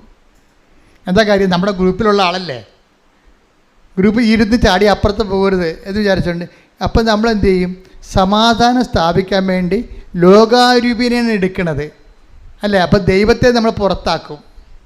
ഈ ദൈവത്തെ പുറത്താക്കിക്കൊണ്ടാണ് നിങ്ങൾ കുടുംബത്തിലെ സമവാക്യം സൂക്ഷിക്കണമെന്നുണ്ടെങ്കിൽ നിങ്ങൾക്ക് ഉടമ്പടി വർക്കൗട്ട് ചെയ്യത്തില്ല. എപ്പോഴും സൂക്ഷിക്കണം. ആരൊക്കെ ഓരോരുത്തരെങ്കിലും ചാരുമ്പോഴേ അവർ കാണിക്കുന്ന പോക്കരുത്തരത്തിന് നിങ്ങൾ ഹല്ലേലൂയ പറയുന്നില്ലേ? അതോടുകൂടി നിൻ്റെ കാര്യത്തിൽ തീരുമാനമാകും. വളരെ സൂക്ഷിച്ച് കൈകാര്യം ചെയ്യണം. എന്താണ്? ഞാൻ കർത്താവുമായിട്ട് ഉടമ്പടി ചെയ്തിരിക്കുന്നു എന്നുള്ള ബോധ്യം ഉണ്ടാകണം. അതാണ്. അതുകൊണ്ട് തന്നെ എന്ത് നിലപാടെടുത്താലും നമുക്ക് വേണ്ടി നാളെ ഇന്നലെ കാലങ്ങളിൽ ഒത്തിരിയേറെ കാര്യങ്ങൾ ചെയ്തതായിട്ടുള്ളതാണ്. നീ ഇപ്പം വിശുദ്ധിയ, നീ പുണ്യാളത്തിയാണ്, എന്നാൽ പള്ളിയിൽ പോയി ഇടവകൊക്കെ കയറി ആ രൂപക്കുണ്ടിനകത്ത് കയറി ഇരുന്നോന്ന് പറയും, നിനക്ക് ആവശ്യമില്ലെന്ന് പറയും. നമ്മളെ ഒഴിവാക്കി കളയും. വീട്ടിൽ നമ്മളെക്കൊണ്ട് വലിയ പ്രയോജനമൊന്നും ഇല്ലെന്ന് നമ്മുടെ ഗ്രൂപ്പിന് തോന്നിയാൽ അവർ ന്യൂട്രലായിട്ട് ഒഴിവാക്കി കളയും. സ്ഥലത്ത് കിട്ടുന്ന സ്ഥലത്തെല്ലാം വെച്ച് പാര വെക്കുകയും ചെയ്യും. നമ്മളെ വേണേ ചോറ് വരെ എടുത്ത് കഴിച്ചു കളയവർ നമ്മൾ താമസിച്ച. അയ്യോ ഞാനോർത്ത് നീ അവിടുന്ന് കഴിക്കുമെന്ന് ഓർത്തു എന്ന് വിചാരിക്കും. പോരെ? അപ്പം നമുക്ക് നീരസം, അരിശം ഉണ്ടാകണം. പക്ഷേ എന്താ ചെയ്യേണ്ടത്? നിങ്ങളെ ദ്രോഹിക്കുന്നവരെ ആശീർവദിക്കുക മാത്രമേ ചെയ്യാവൂ. ഇപ്പം അതൊക്കെ കർത്താവിന് വചനം പറഞ്ഞാലേ നമുക്ക് അങ്ങനെ ജീവിക്കാൻ പറ്റത്തുള്ളൂ. അല്ലെങ്കിൽ അപ്പോൾ നിൻ്റെ ചോറെടുത്ത് അവർ കഴിച്ച് ന്യൂട്രൽ കഴിച്ചാൽ നിന്നെ പട്ടിണിക്കിടാൻ തന്നെ കരുതി കുട്ടിച്ചിട്ട പരിപാടിയാണത്. നിനക്ക് തിരിച്ചു വെച്ചിരിക്കുന്ന പാരയാണ്. അപ്പോൾ നീ എന്താ വിചാരിക്കണം? അപ്പോൾ നീ പറയും സാരമില്ല, ഏത് പട്ടിക്കൊരു ദിവസം ഉണ്ടല്ലോ, നിനക്കിട്ട് ഞാൻ പഴി വെച്ചിട്ടുണ്ടെന്നാണ് പറയണത്. എന്നാ ഇത് പറഞ്ഞാൽ ഉടമ്പടി നിലനിൽക്കത്തില്ല. കാര്യം സ്പിരിറ്റ് വേറെയാണ്. ഉപയോഗിക്കുന്ന സ്പിരിറ്റ് എന്താണ്? ലോകാരൂപിയാണ്. ഈ ലോകാരൂപിയിൽ ഒത്തിരിയേറെ കാര്യങ്ങൾ ഉപയോഗിക്കാൻ പറ്റിയ സാഹചര്യങ്ങൾ ഉടമ്പടിക്കാലത്ത് പുതിയ കാര്യങ്ങളുണ്ടാകും. ഇതിനോടാണ് ഈ മൗനം പാലിക്കണമെന്ന് പറഞ്ഞത്. മനസ്സിലായില്ലേ? ഇതിനോട് മൗനം പാലിക്കണം. എന്താണ്? അമ്മ ഹൃദയത്തിൽ സംസാരിച്ച് പോയാൽ നമുക്ക് ഈ വിഷയത്തെ സംസാരിച്ചാൽ മാനുഷ്യമായി പോകും. മാനുഷികമായാൽ അത് മിക്കവാറും ദൈവത്തിൻ്റെ അരുവിക്കെതിരാകും. അതുകൊണ്ട് നമ്മളെന്ത് ചെയ്യും? മിണ്ടത്തില്ലെന്ന് പറഞ്ഞ് ഹൃദയത്തെ സംഗ്രഹിച്ച് പോരാക്കരുതത്. ഹൃദയത്തിൽ 2 തരത്തിൽ സംഗ്രഹിക്കാം. ദൈവഹിതം നിറവേറട്ടെ, ദൈവത്തിൻ്റെ മഹത്വം ഉണ്ടാകട്ടെ എന്നാണ് മാതാവ് സംഗ്രഹിച്ചത്. നിങ്ങൾ വിചാരിക്കണത് എന്താണ്? ഏത് പട്ടിക്ക് ഒരു ദിവസം എൻ്റെ പുളിച്ചയും പൂക്കും എന്നും പറഞ്ഞ് ഹൃദയത്തെ സംഗ്രഹിക്കാം. പിടിയിട്ടില്ലേ? എന്താ എനിക്കൊരവസരം കിട്ടും വട്ടം ചവിട്ടാൻ, അതും കടന്ന് മോങ്ങരുതെന്ന് പറയും നമ്മൾ. നമുക്കൊരു സമാധാനം, കിടന്നുറങ്ങുകയും ചെയ്യും. അപ്പോൾ ഇതെല്ലാം നമ്മൾ ഉടമ്പടി നോക്കേണ്ട കാര്യങ്ങളാണ്. എന്ന് വെച്ചാൽ ദൈവം ആഗ്രഹിക്കുന്നത് നിന്നെ ദൈവ പൈതലായിട്ട് കൺവേർട്ട് ചെയ്യാനാണ്. നീ ആഗ്രഹിക്കുന്നത് ലോകത്തിലെ ഏറ്റവും മോശം, നിങ്ങൾ പറയും അത് ഇവിടെയൊക്കെ ജീവിക്കണമെങ്കിൽ പല്ലും നഖവും വേണം അച്ഛാന്ന് പറയും. അച്ഛനൊക്കെ പറയും അത് തറയിലേ പറയാൻ പറ്റത്തുള്ളൂ. പക്ഷേ ഞങ്ങളുടെ വീട്ടിൽ ജീവിക്കണമെങ്കിൽ പല്ലും നഖവും വേണമെന്ന് പറയും. പല്ലും നഖവും വെച്ചാലും കണ്ടവൻ കുറച്ച് കഴിയുമ്പോൾ ഊരിക്കൊണ്ട് പോകുന്നത്. പിന്നെ നീ മോങ്ങി തന്നെ കർത്താവിൻ്റെ അടുത്ത് തന്നെ വരേണ്ടി വരും. അഭ്യാസം കാണിക്കരുത്, മറിച്ച് കർത്താവിനെ കൊണ്ട്. ഇപ്പോൾ ഈ സിമി ജോണിൻ്റെ ചരിത്രം കണ്ടില്ലേ? സിമി ജോൺ എന്താ പറയണത്? സിമി ജോൺ പറയണ ഇതാണ്, എന്നോട് പറഞ്ഞ എന്താണ് പറഞ്ഞത്? കർത്താവ് നിന്നെ നിരന്തരം നയിക്കും. പിന്നെന്താ പറയണത്? മരുഭൂമിയിൽ നിനക്ക് സമൃദ്ധി നടക്കും. എന്നിട്ട് സിമി ജോൺ പറയുന്നത്, ഞാൻ ഇവിടെ നിൽക്കരുത് ഇവളിത് പറയുമ്പോഴേ, അവളത് പറഞ്ഞപ്പോഴേ എനിക്ക് കറണ്ട് അടിച്ചു. ഞാൻ സിസ്റ്ററിനോട് പറഞ്ഞു, സിസ്റ്ററെ ആ സാക്ഷ്യം നോട്ട് ചെയ്തേക്കാൻ പറഞ്ഞു. എന്താ കാര്യം വെച്ച് കഴിഞ്ഞാൽ, ഈ ഇതിവളെ പറയുമ്പോൾ തന്നെ അവൾ പറയുന്ന വാക്കുണ്ട്, കർത്താവ് എന്നോട് പറഞ്ഞു, ഞാനത് വിശ്വസിച്ചു, പരീക്ഷ എഴുതാൻ തീരുമാനിച്ചു, ഈ തൊണ്ടയും വെച്ചാണെന്ന്. അതാണ് വിഷയം. അതായത് കർത്താവ് എന്ന് പറഞ്ഞു. എന്താ പറഞ്ഞത്? ഞാൻ നിന്നെ കൈപിടിച്ച് നിരന്തരം നയിക്കും, മരുഭൂമിയിൽ നിനക്ക് സമൃദ്ധി നൽകൂ എന്ന് പറഞ്ഞപ്പോൾ ഞാനത് വിശ്വസിച്ചു. അത് വചനത്തിൻ്റെ പ്രശ്നം, അത് നിറവേറണമെങ്കിൽ അത് വിശ്വസിക്കണം. ചിലർക്ക് ഭാഗികമായി വിശ്വസിക്കും, ചില കുറച്ച് വിശ്വസിക്കും, ചിലപ്പോൾ ഒക്കുമായിരിക്കും, ചിലവർക്കൊക്കും ചിലവർക്കൊക്കത്തില്ലെന്ന്.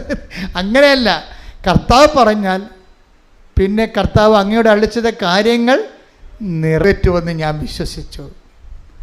അതുകൊണ്ട് ഞാൻ എന്ത് ചെയ്ത്, ഈ കുരത്തൊണ്ടയും കൊണ്ടുപോയി പരീക്ഷ എഴുതാൻ തീരുമാനിച്ചു. ഞാൻ പരീക്ഷ എഴുതാൻ വേണ്ടി ചെന്നപ്പോൾ കർത്താവ് പറഞ്ഞാണ്, ഞാൻ നിന്നെ നിരന്തരം കൈപിടിച്ച് നിന്നെ നിരന്തരം നയിക്കും. ഞാൻ പരീക്ഷ ഹോളിൽ ചെന്നപ്പോൾ തന്നെ എനിക്ക് സംസാരിക്കാൻ പറ്റിയെന്ന് തൊണ്ട പറഞ്ഞു. പിന്നെ ഇവൾ റിട്ടേൺ പരീക്ഷ എഴുതാൻ. റിട്ടേൺ പരീക്ഷ ഭയങ്കര രസമാണ്. അത് എഴുതുമ്പോൾ ബബിൾസ് ഇങ്ങനെ കറുപ്പിക്കണ്ടേ? കറുപ്പിക്കുമ്പോഴുടനെ ഇവളെ കറുപ്പിക്കാൻ വേണ്ടി, ബബിൾസ് കറുപ്പിക്കാൻ വേണ്ടി ഉടനെ എടുത്ത് ഉരക്കാൻ വേണ്ടി പേസ് എടുക്കുമ്പോൾ ഈശോ പറയും, no no no no not എന്ന് പറയും. അതല്ല തെറ്റാണ്, തെറ്റായ ഉത്തരവാണ്, ഇപ്പുറത്തെന്ന് പറഞ്ഞു. എൻ്റെ അമ്മ, ഈ ദൈവത്തിൻ്റെ കാര്യം ഭയങ്കര രസമാണ്. അതായത് ഇങ്ങനെ തെറ്റായ ബബിൾസ് ഉത്തരം കർപ്പിക്കാൻ പോകുമ്പോഴൊക്കെ കർത്താവ് ഇവരോട് പറഞ്ഞു കൊടുക്കും, അതല്ല മോളെ ഇത്. ഇങ്ങനെ പറഞ്ഞു കൊടുത്ത് മൊത്തം അത് കർപ്പിച്ച് അവൾ മൊത്തം ജയിച്ച് പരീക്ഷയ്ക്ക്. അതിനാണ് പ്രസൻസ് എന്ന് പറയണത്. പ്രസൻസ് എന്താണ്? നീ ഇടത്തോട്ടോ വലത്തോട്ടോ തിരിയുമ്പോൾ പിന്നീട് എന്തൊരു ഇടത്തെ വായിച്ചാൽ 21 ഐസയ ശ്രുതികട ഹല്ലേലൂയ. ഏശയ്യാ 30:21. നീ വലത്തോട്ടോ ഇടത്തോട്ടോ തിരിയുമ്പോൾ, നീ ഇടത്തോട്ടോ വലത്തോട്ടോ തിരിയുമ്പോൾ നിന്റെ കാതുകൾ പിന്നിൽ നിന്ന് ഒരു സ്വരം ശ്രവിക്കും. ഇതാണ് വഴി, ഇതിലേ പോവുക. അപ്പോൾ നമ്മളെ സംബന്ധിച്ചിടത്തോളം പ്രസൻസിന്റെ ഉദ്ദേശം എന്താ? നമ്മൾ ചെയ്യുന്ന കാര്യങ്ങൾ തെറ്റാണെങ്കിൽ ഒന്നെങ്കിൽ നമ്മളതുകൊണ്ട് ചെയ്യിക്കത്തില്ല ദൈവം. ഭയങ്കര സുരക്ഷിതമാണേ. ഇപ്പം നിങ്ങളൊരു മനുഷ്യൻ്റെക്ക് വന്ന് ഇപ്പോൾ നാളെ ഒരാൾ വരും, നിങ്ങൾ പൈസ കൊടുക്കാമെന്ന് പറഞ്ഞ പാർട്ടിയാണ്, അയാൾക്ക് 4 ലക്ഷം കൊടുക്കണം. അപ്പോൾ നിങ്ങൾ വേറെ എടുത്താൽ പറയും, അത് കുഴപ്പമില്ല, നമുക്ക് ഇന്നയാളുടെ ഇത് മേടിക്കാമെന്ന് പറയും. പക്ഷേ അയാൾ ഭയങ്കര ലോക ബ്ലേഡാണെങ്കിൽ, നിൻ്റെ കിഡ്നി അടിച്ചുകൊണ്ട് പോണ പാർട്ടിയാണെങ്കിൽ മാതാവ് പറയും, അവൻ്റെക്ക് ഇത് മേടിക്കണ്ട, ഈ വന്നാളെ ഞാൻ നിർത്തി തരാമെന്ന് പറയും. അച്ഛാ, നീ വലത്തോട്ടോ ഇടത്തോട്ടോ തിരിയുമ്പോൾ എപ്പോഴും നീ ഓർത്തേക്കണം, അതിനാണ് ഈ ഉടമ്പടിക്ക് ആശീർവാദം നിനക്ക് തന്നു വിട്ടിരിക്കണത്. നിനക്ക് എന്തെങ്കിലും പ്രയാസം ഉണ്ടെങ്കിൽ അതിന്മേ തൊട്ട് വിശ്വാസപ്രമാണം ചെല്ലണം. എന്താണ്? കർത്താവിൻ്റെ പ്രസൻസ് നിനക്ക് ഫീൽ ചെയ്യാൻ വേണ്ടിയാണ്. പ്രസൻസ് നമുക്ക് ഉടമ്പടി വാഗ്ദാനമുള്ളതാണ്. എന്താണ്? I will come with you wherever you go. അത് മറന്നു പോകരുത്. ഈ നോട്ട് ബൈ മെറിറ്റ് പോലൊരു സംഭവമാണത്. എന്താണ്? നീ എവിടെ പോയാലും, വാഗ്ദാനമാണേ, നീ എവിടെ പോയാലും ഞാൻ നിൻ്റെ കൂടെ ഉണ്ടാകും. അതുകൊണ്ടാണ് ഈ പരീക്ഷയ്ക്ക് ഒരിക്കലും പിള്ളേർക്ക് ഇത് കൊടുത്തു വിടരുതെന്ന് പറയണത്. ഉടമ്പടിക്ക് ആശീർവാദം കൈമാറ്റം ചെയ്യാൻ പാടില്ല. ചില അതായത് ചില ഒരു ബോധമില്ലാത്ത ആൾക്കാർ വന്ന് ഉടമ്പടി എടുത്തിട്ടുണ്ട്. അതിനെ കാരണം വെച്ച് കഴിഞ്ഞാൽ ഒരു ബോധമില്ല. അവർ ചില ധ്യാനകേന്ദ്രങ്ങളിൽ, ഒരു ധ്യാനകേന്ദ്രം കേരളത്തിൽ അത്ര പ്രാധാന്യമുള്ള ധ്യാനകേന്ദ്രമല്ല, പക്ഷെ അവിടെ ഉള്ള ഒരു ശുശ്രൂഷകൻ്റെ പരിപാടി ഉടമ്പടിയുടെ കലിയാപുളിക്ക്. അതുകൊണ്ട് ഇവർ ട്രാപ്പ് ചെയ്ത് ഇവനെ ഉടമ്പടി അവർ ധ്യാനം കുടിച്ചിട്ട് ഇവരുടെ കയ്യിലുള്ള ഈ ഉടമ്പടി കാശുകൾ അടിച്ചു മാറ്റും. എന്നിട്ട് ഈ ബോധമില്ലാത്തത് കൊണ്ട് അവർക്ക് കൊടുത്തിട്ട് വീട്ടിൽ പോകും. നിങ്ങൾക്കറിയാമല്ലോ, നിങ്ങളുടെ ഉടമ്പടി കാശുരും കൈമാറും അത്രേ നിങ്ങൾക്ക് ഉടമ്പടിയുമായിട്ട് ബന്ധമുള്ളെന്ന് ഉടമ്പടി എടുക്കാൻ വരുമ്പോൾ തന്നെ ദൈവത്തിനറിയാം. അതുകൊണ്ട് തന്നെ ആ വ്യക്തികൾ കൂടെ ദൈവം ഉണ്ടാകത്തില്ല ഒരിക്കലും. എന്താ കാര്യം? നിങ്ങൾക്ക് ആ പ്രസൻസിനെ കുറിച്ച് അറിയത്തില്ല. അതുകൊണ്ടാണ് വല്ല കണ്ടാമൃഗങ്ങൾ ചോദിക്കുമ്പോൾ അപ്പം തന്നെ അഴിച്ചു കൊടുക്കണതിൻ്റെ കാര്യമാണ്. അപ്പോൾ എപ്പോഴും നമ്മൾ ശ്രദ്ധിച്ചേക്കണം. ഇത് നമ്മുടെ കിടക്കയിലും ചിലർക്ക് പറയണേ, പറയും ഞാൻ മരിക്കുമ്പോൾ എൻ്റെ പെട്ടിയിൽ ഇപ്പോൾ കാശുരൂപ ഉണ്ടാകുമെന്ന് പറയും. അതാണ് ഉടമ്പടി എന്ന് പറയുന്നത്. അവർക്കറിയാം എന്താണ് ഉടമ്പടി കാശുവെന്ന് അവർക്കറിയാം. ഞാൻ മരിക്കുമ്പോൾ എൻ്റെ കൂടെ അമ്മയുടെ ഈ സാന്നിധ്യം, ഞാൻ അമ്മയുടെ ഉടമ്പടി ചെയ്ത് ജീവിച്ചിട്ടാണ് മരിക്കണത്. അതൊക്കെ കേൾക്കാൻ തന്നെ എന്തൊരു അഭിഷേകമാണ് ശരിക്കും. അത്രയും നമ്മുടെ ജീവിതത്തിൽ വിലപ്പിടിപ്പുള്ളതാണിത്. അതുകൊണ്ടാണ് ഞാൻ ആദ്യമേ തന്നെ നിങ്ങളുടെ കയ്യിൽ നിന്ന് പോയെന്ന് പറഞ്ഞാൽ ഞാൻ പറയുമ്പോൾ രണ്ടാമത് ഉടമ്പടി എടുക്കാൻ പറയും. പക്ഷേ ഡാമേജ് ആയെന്ന് പറഞ്ഞാൽ പറയും അതിങ്ങോട്ട് തന്നാൽ മതി, പുതിയത് അതുപോലെ തന്നെ വെഞ്ചരിച്ച് തരും. എന്താ കാര്യം? അതിന് 5 പൈസ വാങ്ങിക്കത്തുമില്ല, അത് ഫ്രീ ആണ്. കാര്യം എന്താണ്? അതിന് നമുക്ക് പണം ഇത്രയെന്ന് പറയാൻ പറ്റത്തില്ല, അത്രയും മൂല്യമുള്ളതാണത്. അതുകൊണ്ടാണ് അത് മാത്രം നമ്മൾ പൈസയുമായി യാതൊരു ബന്ധമില്ല ആ സാധനത്തിന്. അത് വളരെ സൂക്ഷിച്ച് വേണം ഉടമ്പടി കാശുര്യങ്ങളും എൻ്റെ മക്കൾ കൈകാര്യം ചെയ്യും. ശ്രദ്ധിക്കട്ടെ. ഹല്ലേലൂയ. ഈ ഉടമ്പടി കാശുര്യം പോലെ തന്നെ ശക്തമായൊരു പ്രതീകമാണ് മെനോറ വിളക്ക്. മെനോറ വിളക്ക് എന്ന് പറയുന്നത് എന്താണ്? ബൈബിളിലെ 7 തണ്ടുള്ള ഒരു സ്വർണ്ണത്തണ്ടയിൽ 7 കവരകളുള്ള ഒരു കോപ്പയിൽ തെളിഞ്ഞു നിൽക്കുന്ന ദീപത്തിനാണ് മെനോറ വിളക്കെന്ന് പറയുന്നത്. ഇത് വാഗ്ദാന പേടകത്തിൻ്റെ അരികിൽ വെക്കുന്നതാണ്, കർത്താവിൻ്റെ സാന്നിധ്യത്തിൻ്റെ പ്രതീകമായിട്ട്. ഇതിനെക്കുറിച്ച് വെടിപ്പായിരുന്ന ഒരു ഉടമ്പടി വെളിപ്പാട് ലഭിക്കുന്നത് സക്രിയായിക്കാണ്. സക്രിയ 4-ാം അധ്യായം 1 വചനങ്ങൾ വായിച്ച്. സക്രിയ 4. എന്നോട് സംസാരിച്ച ദൂതൻ വീണ്ടും വന്ന് എന്നെ ഉറക്കത്തിൽ നിന്നെന്ന പോലെ ഉണർത്തി ചോദിച്ചു, നീ എന്തു കാണുന്നു? അപ്പോൾ ഇയാളൊരു സ്വപ്നം ദർശനം കണ്ടുകൊണ്ടിരിക്കുകയാണ്.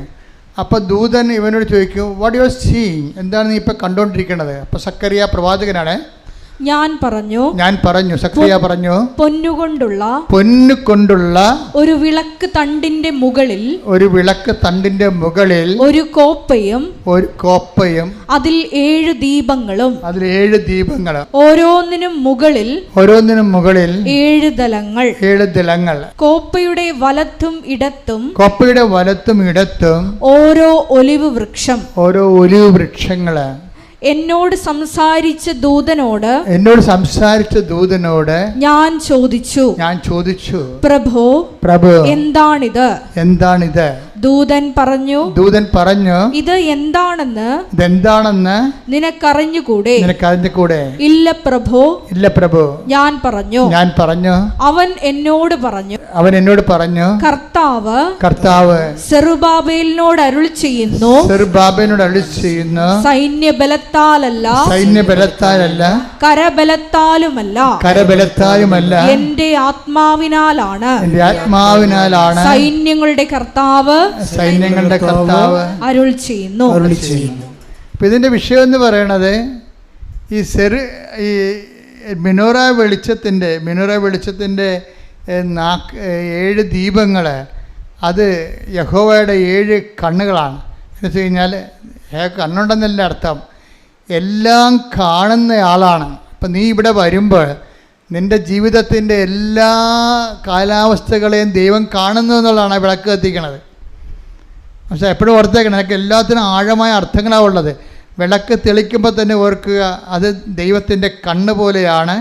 നിൻ്റെ ജീവിതത്തിൻ്റെ അകവും പുറവും നിൻ്റെ മരണം വരെ നിത്യത വരെ ദൈവം കാണുന്നതിൻ്റെ മുമ്പിലാണ് നീ ഉടമ്പടി ചെയ്യാൻ പോകുന്നത്. ക്ലിയർ അല്ലേ? എന്നിട്ട് പറയുന്നത്, കർത്താവ് സെറുബാബേലിനോട് അരുളി ചെയ്തു. എന്താണ്? സൈന്യബലത്താലല്ല കരബലത്താലല്ല പിന്നെന്താ? എൻ്റെ ആത്മാവിനാലാണെന്ന്.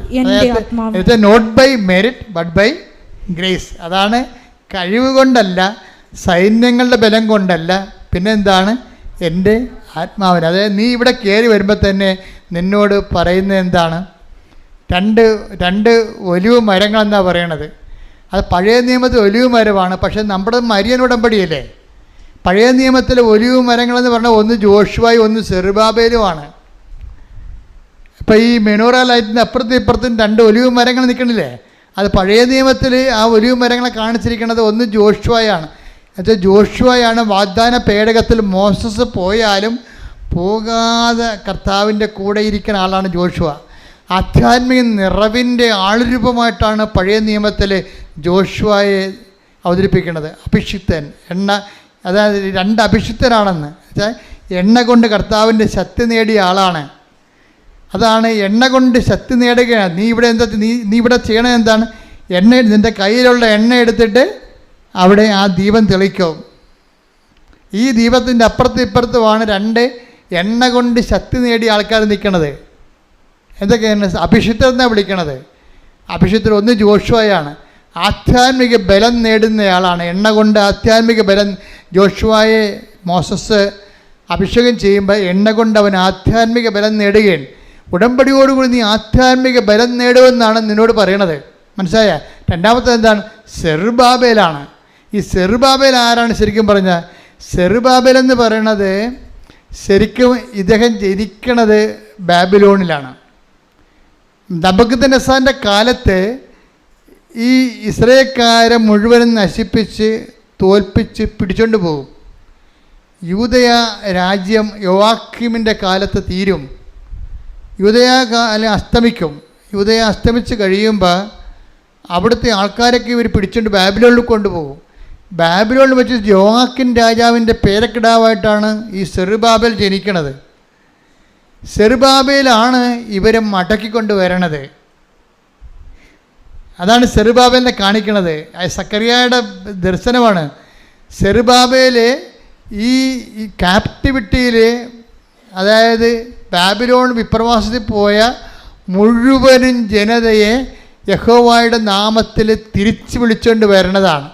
തിരിച്ചു വിളിച്ചുകൊണ്ട് ജെറുസലേമിൽ കൊണ്ടുവന്നിട്ട് പുതിയ ദേവാലയം പണിയണത് ആരാണ്? സെറുബാബേലാണ്. അതാണ് കർത്താവ് സെറുബാബേലിനോട് പറഞ്ഞു, നീ എല്ലാം പണിയും, നീ എല്ലാം നഷ്ടപ്പെടെല്ലാം നീ തിരികെ കൊണ്ടുവരും. അതെന്താണ്? സൈന്യബലത്താലല്ല, അതെന്താണ്? കരബലത്താലല്ല, പിന്നെയോ കർത്താവിൻ്റെ ആത്മാവിനാൽ.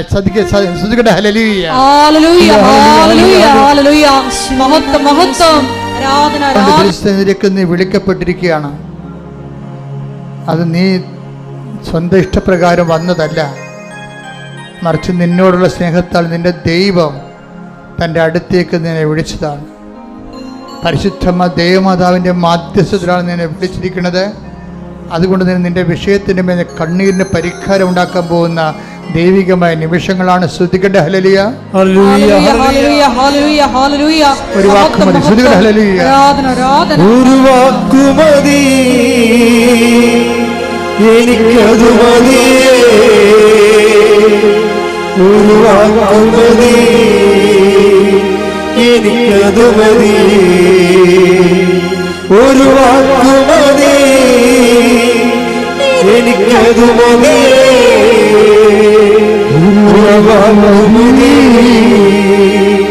എനിക്കതു മതി. വീണ്ടും ശിശുത്തിൻ്റെ കൈവെക്കുക, ഇടത് കൈ ഇടനെഞ്ചത്ത് വെക്കുക.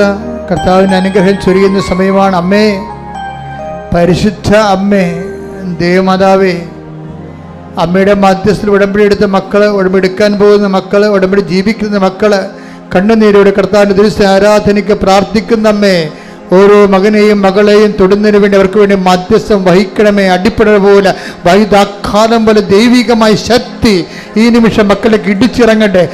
ആന്തരിക അവയവങ്ങൾ, രോഗബാധിതമായ അവയവങ്ങൾ, അവയവങ്ങൾ, തലച്ചോറുകൾ, സൂക്ഷ്മ ഞരമ്പുകൾ, ബ്ലോക്ക് വന്നിരിക്കുന്ന അവസ്ഥകൾ, അതുപോലെ തന്നെ ശ്വാസനാളങ്ങൾ, അതുപോലെ തന്നെ തൊണ്ടകൾ, സ്പോണ്ടിലോസിസ് രോഗങ്ങൾ, അതുപോലെ തന്നെ കർത്താവ് തൈറോയ്ഡ് രോഗങ്ങൾ, കർത്താവെ അങ്ങ് സ്പർശിക്കണമേ.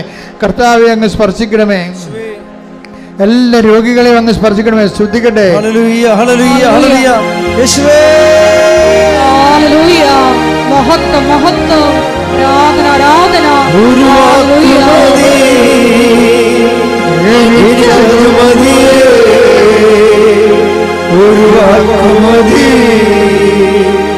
എനിക്കതു മതി. ഒരു വാക്കു മതി, എനിക്കതു മതിയേ. ഒരു വാക്കു മതി, എനിക്കതു മതി. സന്തോഷത്തോടെ ഇരിക്കണം, സന്തോഷത്തോടെ ആയിരിക്കണം. കർത്താവ് നിന്നെ പ്രവർത്തിക്കുന്ന ഒരു സമയമാണ്. അനേകം സാക്ഷ്യങ്ങൾ ഇനിമുതൽ നിനക്ക് പറയാൻ പറ്റും. ഇന്നത്തെ ഒറ്റ പ്രാർത്ഥന കാരണം ചുണ്ട് തടിക്കുകയും ചുണ്ടിന് അലർജി ഉണ്ടാവുകയും ചുണ്ടിന് ചൊരുകയും ചെയ്യുന്ന വ്യക്തികൾ കർത്താവ് സ്പർശിക്കുന്നുണ്ട്. മൂക്കടഞ്ഞു പോയത് മൂക്ക് ദശ വളരുന്നതുമായിട്ടുള്ള വ്യക്തികളെ, കുഞ്ഞുങ്ങളെ കർത്താവ് സ്പർശിക്കുന്നുണ്ട്. കർത്താവിൻ്റെ ഉന്നതമായ നാമത്തിന് സ്വസ്ഥം ചെയ്യുന്നു. കർത്താവെ, നിന്റെ വിശുദ്ധ പൗരോഹിത്യത്തെ മഹത്വപ്പെടുത്തണമേ. കർത്താവ്, സഭയിലുള്ള സാന്നിധ്യം പ്രകടമാക്കണമേ. കർത്താവ്, നിന്റെ തിരുമുറിവാർന്ന വലതുകരം, അണിപ്പെടുതാവുന്ന അത്ഭുതകരം ഓരോ നടുവിനും വെക്കണമേ. കിഡ്നി രോഗികൾ ഈ നിമിഷം സുഖപ്പെടട്ടെ. കിഡ്നി രോഗികൾ ഈ നിമിഷം സുഖപ്പെടട്ടെ. കിഡ്നി രോഗികൾ ഈ നിമിഷം സുഖപ്പെടട്ടെ. കർത്താവിൻ്റെ കരങ്ങൾ ഇടത് നെഞ്ചിൽ വെക്കട്ടെ. ഹൃദയ രോഗികളെ സ്പർശിക്കട്ടെ. കർത്താവിൻ്റെ കരങ്ങൾ ഇടത് നെഞ്ചിൽ വെക്കട്ടെ. ഹൃദയ രോഗികളെ സ്പർശിക്കണമേ. പതിരകളെ സ്പർശിക്കണമേ. ശ്വാസകോശങ്ങളെ സ്പർശിക്കണമേ. കർത്താവ്, ശ്വാസം മുട്ടുള്ളവരെ, ശ്വാസ തടസ്സമുള്ളവരെ, ശ്വാസം മുട്ടുന്നവരെ കർത്താവിൻ്റെ നാമത്തിൽ, കർത്താവിൻ്റെ നാമത്തിൽ കർത്താവിൻ്റെ രോഗങ്ങൾ മാറിപ്പോകട്ടെ.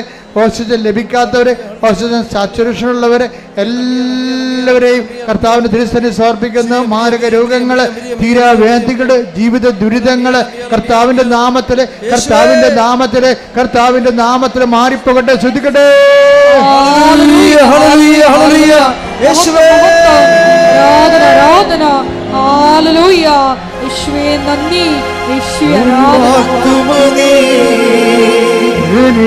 എനിക്കതു മതി, ഒരു വാക്കു മതി, എനിക്കതു മതി. ഒരു വാക്കു മതി, എനിക്കതു മതി. ഒരു വാക്കു മതി, എനിക്കതു മതി. വീണ്ടും ഇടത് കൈ വയറിൽ വെച്ചുകൊണ്ട് വലത് കരം നടുവിൽ വെച്ചുകൊണ്ട് കർത്താവിന്റെ തിരുസന്നിധിയിൽ സ്തുതിക്കട്ടെ. കർത്താവിന്റെ ഉന്നതമായ നാമത്തിന് സ്വസ്ഥം ചെയ്യുന്നു. സ്തുതിക്കട്ടെ. കർത്താവിന്റെ ഉന്നതമായ നാമത്തിന് സ്വസ്ഥം ചെയ്യുന്നു. ഉദരരോഗങ്ങൾ കർത്താവിന്റെ നാമത്തിലെ കർത്താവെ സ്പർശിച്ച് പ്രാർത്ഥിക്കുന്ന കർത്താവെ, നിന്റെ കരുണ മക്കളെ ചൊരിയണമേ. ഉദരരോഗങ്ങള്, ഗർഭാശയ രോഗങ്ങള്, മൂത്രാശയ രോഗങ്ങള്, കിഡ്നി രോഗങ്ങള്, കർത്താവ് മക്കളില്ലാത്തവര്, അണ്ടാശയ രോഗങ്ങള്, അണ്ടാശയത്തിൽ സിസ്റ്റ്, ഗർഭാശയത്തിൽ സിസ്റ്റ്, കർത്താവ് ഗർഭാശയം ചുരുങ്ങിപ്പോയവര്, ഗർഭാശയത്തിൻ്റെ ഭിത്തികൾ നനുത്തതായിട്ടുള്ളത്, നേർമ്മയായിട്ടുള്ളത്, കുഞ്ഞുങ്ങൾ ഗർഭം ധരിക്കാൻ പറ്റാത്ത ഗർഭാശയങ്ങളെ സ്പർശിക്കണമെന്ന് പ്രാർത്ഥിക്കുന്നു. അണ്ടബീജങ്ങൾ ഉൽപ്പാദിപ്പിക്കാൻ പറ്റാത്ത ദമ്പതിമാരെ അവരെ സ്പർശിക്കണമെന്ന് പ്രാർത്ഥിക്കുന്നു. എൻ്റെ കർത്താവിൻ്റെ ഉന്നതമായ നാമത്തിൽ, സഭയുടെ അധികാരത്തിൽ, കുരിശിൻ്റെ അടയാളത്തിൽ, ദൈവികമായ ശക്തിയാൽ മാരക രോഗങ്ങൾ, തീരാവേദികൾ യേശുവിൻ്റെ നാമത്തിൽ, യേശുവിൻ്റെ നാമത്തിൽ, യേശുവിൻ്റെ നാമത്തിൽ മാറിപ്പോകട്ടെ. ശ്രുതിയുടെ ഹല്ലേലൂയ, ഹല്ലേലൂയ, ഹല്ലേലൂയ, യേശുവേ നന്ദി. ഹല്ലേലൂയ, ഹല്ലേലൂയ, ഹല്ലേലൂയ, ഹല്ലേലൂയ, യേശുവേ ആരാധന. ഒരു വാക്കു മതി, എനിക്കതു മതി. ഒരു വാക്കു മതി, എനിക്കതു മതി. എൻ്റെ പ്രിയപ്പെട്ടവരെ, കയ്യിൽ രണ്ട് നെഞ്ചത്ത് വെച്ചുകൊണ്ട് നിങ്ങളുടെ ഉടമ്പടിയിൽ വെച്ചിരിക്കുന്ന അഭിഷേകത്തിൻ്റെ മേൽ ദൈവിക തീരുമാനം ഉണ്ടാകാൻ വേണ്ടി പ്രാർത്ഥിക്കേണ്ട സമയമാണ്. ഉടമ്പടി എടുത്തിട്ടില്ലാത്തവർ അവരുടെ ജീവിതാവസ്ഥകളെ ഇപ്പോൾ സമർപ്പിച്ച് പ്രാർത്ഥിക്കേണ്ടതാണ്. ജോലിയില്ലാത്തവർ, വീടില്ലാത്തവർ, വീട്ടിലേക്ക് വഴിയില്ലാത്തവർ, സർട്ടിഫിക്കറ്റുകളിൽ വിത്ത് ഹെൽഡായി പോയിട്ടുള്ളവർ, പരീക്ഷയ്ക്ക് ഒരുങ്ങുന്നവർ, പരീക്ഷ കഴിഞ്ഞവർ, തോക്കൊന്ന് ഭീതിയുള്ളവർ, ജയിക്കാൻ വേണ്ടി കണ്ണീരോടെ പ്രാർത്ഥിക്കുന്നവർ എല്ലാവരെയും, വ്യത്യസ്തങ്ങളായ വിദേശ ജോലികൾക്ക് വേണ്ടിയുള്ള പരിശ്രമങ്ങളിലെ ഓരോരോ ഘട്ടങ്ങളിലെ ഹെൽഡപ്പായി പോയിട്ടുള്ളവരെ ഈ സമയത്ത് സമർപ്പിച്ച് പ്രാർത്ഥിക്കുന്ന, വീട്, ജോലി, സ്ഥലങ്ങൾ, സ്ഥലസംബന്ധ വിഷയങ്ങൾ, വിവാഹം, മക്കളില്ലാത്ത അവസ്ഥകൾ, എല്ലാ വിഷയങ്ങളും സമർപ്പിച്ചുകൊണ്ട് പ്രാർത്ഥിക്കട്ടെ. ഇട്ടുമുഴക്കം പോലെ